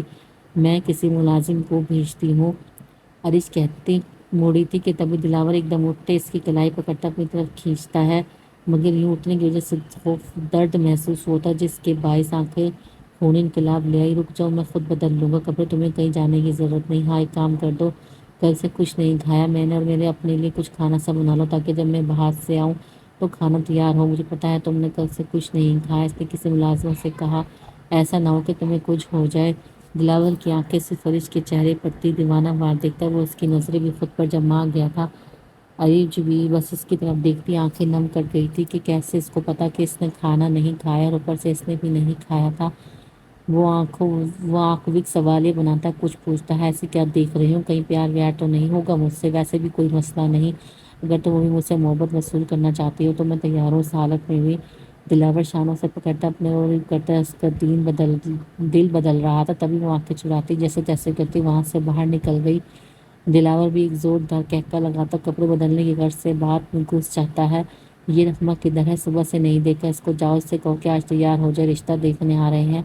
حوریہ سے کہتی اماں صاحب بیڈ پر بیٹھے ملازموں کو سمجھا رہی تھی کھانے کے متعلق۔ اماں صاحب میں نے رقمہ بی بی کو صبح نہیں دیکھا، پتہ نہیں کدھر ہے وہ۔ ملازمہ جو کام کے متعلق سمجھ رہی تھی فوراً سے بولی، کیا مطلب تمہارا، کہاں پر ہے وہ لڑکی؟ اماں صاحب کہتی اٹھتی ہے، مجھے نہیں پتا اماں صاحب وہ کدھر ہے، مگر ہم نے سارا کمرہ ڈھونڈ لیا ہے، وہ کہیں نہیں ملی۔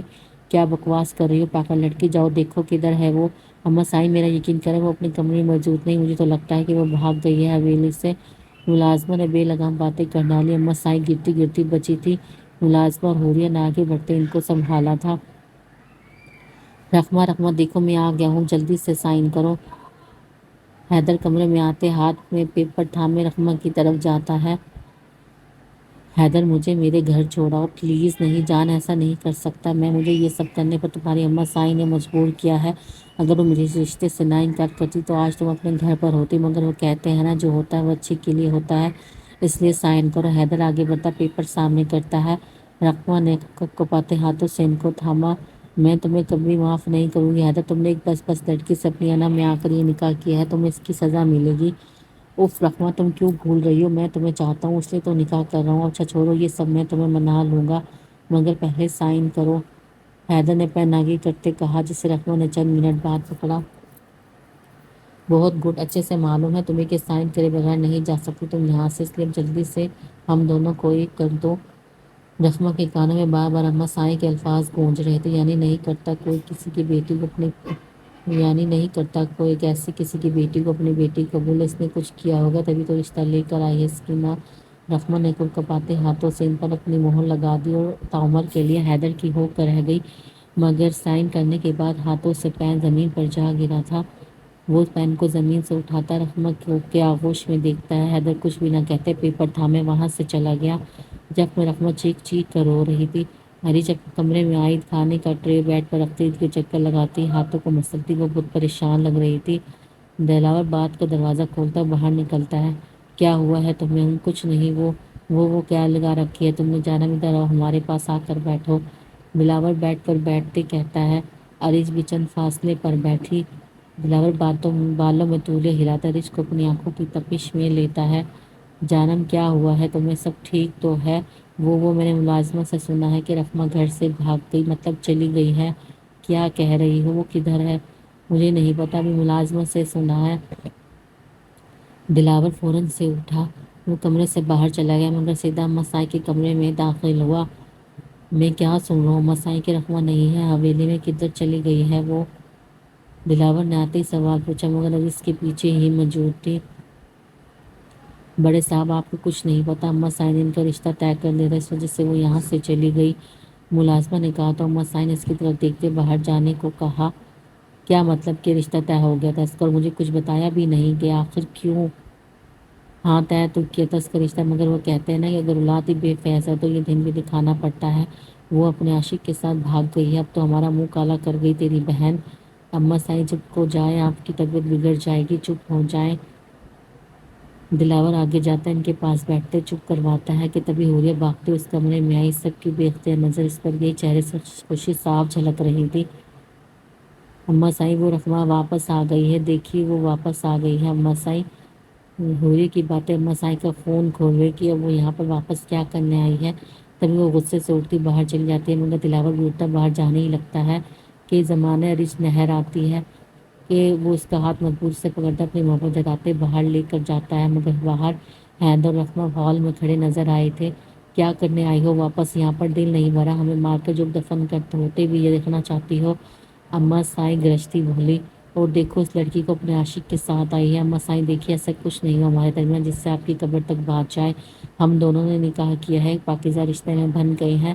حیدر نے رقمہ کا ہاتھ پکڑتے آگے بڑھتے بے خوف کہا، دیکھو لڑکی عزت تو وہ جو اب ہماری چلی گئی، نکاح کرنے سے تم نے یہ جتایا ہے کہ تم اس حویلی کی لڑکیوں سے پہلے عیاشیاں کرو گے، پھر تہمت نہ بنے تمہارے لیے، اس لیے نکاح کرو گے۔ اماں سائیں لفظ چبا چبا کر کہہ رہی تھی، اماں سائیں ہم دونوں نے ایک دوسرے کے ساتھ کوئی غلط رشتہ نہیں بنایا، اور خدا کی قسم یہ میری محبت ہے، میں اپنی محبت سے عشق کرتا ہوں۔ کیوں چپ ہے تو؟ رقمہ بتانا کیا کہہ رہا ہے یہ لڑکا؟ کیا تو نہیں کرتی تھی اس سے محبت؟ رقمہ کی نظر جھکی، دیکھ وہ کہتی ہے، پلیز اماں سائیں میں آپ کی بیٹی ہوں، میرا یقین کریں، بیٹی جیسی ہو مگر بیٹی نہیں۔ ان کے بولے یہ الفاظ رقمہ کے دل پر لگے تھے۔ چلے جاؤ یہاں سے، جس کے ساتھ نکاح کیا ہے اب اس کو کہو کہ تمہیں لے جائے یہاں سے۔ اماں سائیں کمر دکھاتے جانے لگی، رک جائے اماں سائیں۔ حیدر کہتے رقمہ کا ہاتھ پکڑے آگے بڑھتا، اس کا محافظ لگ رہا تھا، آپ اس کو معاف کر دیں، اس نے کبھی نہیں چاہا تھا مجھ سے نکاح کرنا، مگر میں نے اس کو زبردستی مجبور کیا تھا۔ حیدر کے چہرے پر رقمہ کی نظر بڑھی، تو تمہیں کیا لگتا ہے ہم اس کو دوبارہ اس حویلی میں رہنے دیں گے؟ نہیں، کبھی نہیں، لے جاؤ اس کو یہاں سے۔ اماں سائیں آپ جو کہیں میں کروں گا، بس آپ سب کو اس کو معاف کر دیں، یہ نہیں رہے گی آپ کی ناراضگی کے ساتھ میرے پاس، تو کیا کریں ہم؟ تمہیں یہ سب پہلے سوچنا چاہیے تھا۔ اماں سائیں نے صاف صاف انکار کر دیا، حیدر پلیز چلیں یہاں سے۔ رقمہ کوئی بھی رشتہ نہ پاتے شوکنگ شوہر کا ہاتھ پکڑتے جانے کس کس کہتی کہ جبکہ حیدر اس ہاتھ پر ہاتھ رکھتا سر نفی کو جبری دینے جانے سے انکار کرتا ہے۔ آپ کیا چاہتی ہیں؟ اس نے اصل بات کی، اس کو چھوڑ دو ابھی اور اسی وقت طلاق دو اس کو۔ اماں سائیں کی کہی بات سب کی جان نکال گئی۔ اماں سائیں یہ آپ کیا کہہ رہی ہیں؟ وہ بھی بچہ ہے کہ اگر ایسے میں دونوں نکاح کر لیا ہے تو آپ خوش ہیں کہ ان میں عقل ہے، ورنہ جو لڑکے ہوتے ہیں آج کے دنوں کبھی ایسا نہیں کرتے۔ دلاور آخر میں بول پڑا۔ حاشر بھی ہال میں آتے یہ سب دیکھ کر چونک گیا تھا مگر خاموش رہا۔ جاؤ میں نے معاف کیا تمہیں، مگر تم یہاں پر اس گھر میں نہیں رہو گی جب تک ہمارا تم دونوں پر سے غصہ نہ ختم ہو جائے۔ اماں سائیں نے بھی ہار مان لی تھی کیونکہ ان کے لیے رقمہ کے آنسو بہت تکلیف دہ تھے۔ رقمہ آگے بڑھتی ان کا ہاتھ چومتی اپنے ماتھے سے لگاتی ہے، یار یہ سب کیا ہو رہا ہے؟ یہ لڑکا کون ہے؟ حاشر تھوڑا سا ان سب سے دور ہوتے حوری کے پاس آتے پوچھتا ہے، چپ کرو، کیوں اماں سائیں سے مرواؤ گے؟ باتیں بتاتی ہوں، ابھی چپ کر جاؤ۔ حیریہ دانت پیستی کہتی خاموش ہو گئی تھی تب جب کہ حاشر بھی اس کی مان گیا۔ اماں سائیں سب کو چھوڑے اپنے کمرے میں چلی جاتی جبکہ حیدر بھی رقمہ کا ہاتھ تھامے ہال سے باہر نکل گیا۔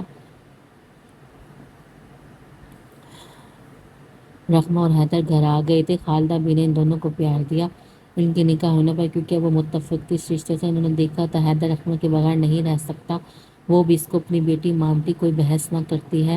انہوں نے ان دونوں کو آرام کرنے کے لیے کمرے میں چھوڑ دیا تھا۔ رقمہ یہ سب کیا ہے؟ ہم دونوں ایک ساتھ نہیں سوئیں گے کیا، جو یوں الگ الگ بستر بنا دیے ہیں تم نے؟ حیدر نے صوفے پر پڑے بستر کی طرف دیکھا کیونکہ وہ ابھی بھی باغ سے باہر نکلا تھا۔ مجھے تمہارے ساتھ تو کیا تمہارے پاس بھی نہیں رہنا، سونے کی تو بہت دور کی بات ہے۔ وہ کمفرٹ کو سیدھا کرتی لیٹ جاتی ہے۔ نہیں اب ایسا کیا کر دیا ہے میں نے کہ تم مجھ سے یوں بات کری ہو؟ ایک تو تم سے نکاح کیا ہے اتنی مشکل کے ساتھ، اور پھر اوپر سے مجھے اس جنگ میں جیتنے کا اعزاز یوں ہی کے انعام دینے کو یوں ہی رویہ دکھا رہی ہو۔ دیکھو اچھا نہیں یہ سب، اپنی بکواس بند کرو، سمجھ آئی تمہیں؟ رقمہ نے بیزار ہوتے کہا، اور اگر ایسا نہ کرو تو کیا کر لو گی تم؟ حیدر اپنا رخ اس کی طرف کرتا بھاری قدم رکھتا اس کی آنکھوں میں دیکھ رہا تھا۔ اچھا سوری، اب تو معاف کر دو مجھے، دیکھو کتنی مشکل سے تم مجھے ملی ہو، ایسے ناراض رہو گی تو پھر میرا دل بھج جانا ہے، تو اسے مجھے کیا لگے یہ سب پہلے سوچنا تھا نا۔ حیدر مزید آگے بڑھتا اس کے سر پر کھڑا ہو جاتا ہے، سوچ تو ابھی بھی بہت کچھ رہا ہوں اپنے اور تمہارے بارے میں، مگر وہ کیا ہے نا کہ اب سوچ ہی سکتا ہوں، کر نہیں سکتا، مگر کوئی بات نہیں، میرے اللہ کو مجھ سے تمہاری محبت سے زیادہ محبت ہے، جس طرح سے انہوں نے تمہیں نہاتے نصیب میں لکھا ہے، اس طرح سے میری محبت بھی تمہارے دل پر لکھ دیں گے، جو تم پر ترس عمر فرض ہو جائے گی۔ حیدر اس پر جھکتا ہے، اس کی چوڑیوں پر ہاتھ رکھتا ہے، ماتھے پر بوسہ دیتا ہے، مگر چند پل کے لیے وہ پیچھے ہٹا۔ رحمہ کی آنکھیں بندی، نہ جانے کیا سکون تھا اس کی قربت میں۔ محبت اگر نکاح میں ہو تو قربت میں سکون جنت کی مانند ہوتا ہے۔ آج ان کی محبت بھی نکاح کی شکل میں مکمل ہو کر ان کا کلام بن گئی تھی۔ وہ دونوں ہمیشہ کے لیے خود سے جدا ناتے، خدا کوئی تمہیں مجھ سے محبت ہو جائے، پھر دیکھنا ایک سال یونیورسٹی جایا کریں گے اور وہاں پھر سب کو میں بتاؤں گا کہ یہ وہی لڑکی ہے جس نے مجھے تھپڑ مارا تھا اور میں نے اسے انتقام لینے کے چکر میں خود کو ڈھیروں نقصان کر لیا تھا۔ ہاں ہاں ہاں، حیدر شرارت سے کہتے پیچھے ہٹائی تاکہ رحمہ نے صوفے پر پڑا تکیہ اس کی طرف پھینکا، جسے حیدر نے بڑی مہارت سے تھام لیا۔ دونوں کے چہرے اس وقت خوش تھے۔ عریش یار دیکھو نا یہ کیا ہوا ہے، مجھے دلاور نے شیشے کے سامنے سے ہٹتے عریش کو پکارا جو میز پر کچھ چیزیں سیٹ کر رہی تھی۔ کیا ہوا ہے آپ کو، دکھائے مجھے۔ عریش نہ سمجھی کیا لے، امی کہتی اس کے پاس آتی ہے۔ یہ منہ دیکھو، میری مونچھوں سے تمہیں کوئی مسئلہ تو نہیں ہوگا نا؟ آج رات بس یہی پوچھنا تھا، دلاور نے معصوم سا چہرہ بناتے کہا تو عریش کی گال شرم سے لال ہو گئی۔ کس نے کہا آپ سے کہ میں آپ کے ساتھ سوں گی؟ مجھے کوئی پاگل جانور نہیں کہتا کہ آپ کے ساتھ سوں گی۔ دلاور نے پیچھے ہوتے عریش کی طرف رخ کیا کیونکہ وہ اب شیشے میں اپنے عکس سے باتیں کر رہے تھے۔ جانا میں نے تو سونے کی بات ہی نہیں کی، پھر تم نے کیوں کہا؟ وہ عریش نظریں زمین پر پھیرتی کہتی ہے کیونکہ وہ آگے کا اندازہ لگا کر کہہ چکی تھی۔ ہاں ہاں تم کہو تو ایک شریف عورت، اگر ہم کہیں تو بے غیرت مرد۔ واہ جانم سائی واہ! دلاور عریش کی ٹھوڑی کو اپنی شہادت کی انگلی سے اوپر کرتا کہتا ہے اہم ویسے تم نے اچھا نہیں کیا تھا۔ دلاور نے آدھی بات کی۔ کیا؟ عریش نے پوچھنا چاہا۔ وہی تمہاری وجہ سے دلاور سائی نے پہلی بار تھپڑ کھایا تھا، تمہارا حق بھی بنتا تھا کہ ایک چھوٹی سی مرہم ہی لگا دیتی، مگر نہیں، تم تو خوش ہوئی تھی اس وقت۔ ایک تو دلاور کا اس کو پرانے لفظ الفاظ یاد دلانا اور اوپر سے تھپڑ، یہ سبھی عریش کو شرمندہ کر گیا۔ تبھی وہ بچوں والا چہرہ بناتی رونے لگ جاتی ہے کیونکہ اس کو رونے کا ڈھنگ بالکل بھی نہیں تھا۔ اوہ دیکھو جانم ایسے نہیں کرتے، چپ بس چپ۔ دلاور اس کو اپنے اثار میں لیتا، چپ کرواتا، اس کی کمر کو سہلانا شروع کرتا ہے۔ اچھا اب چپ بھی کر جاؤ، کیوں مجھے اماں سائیں سے ایک اور تھپڑ کھلوانا چاہتی ہو؟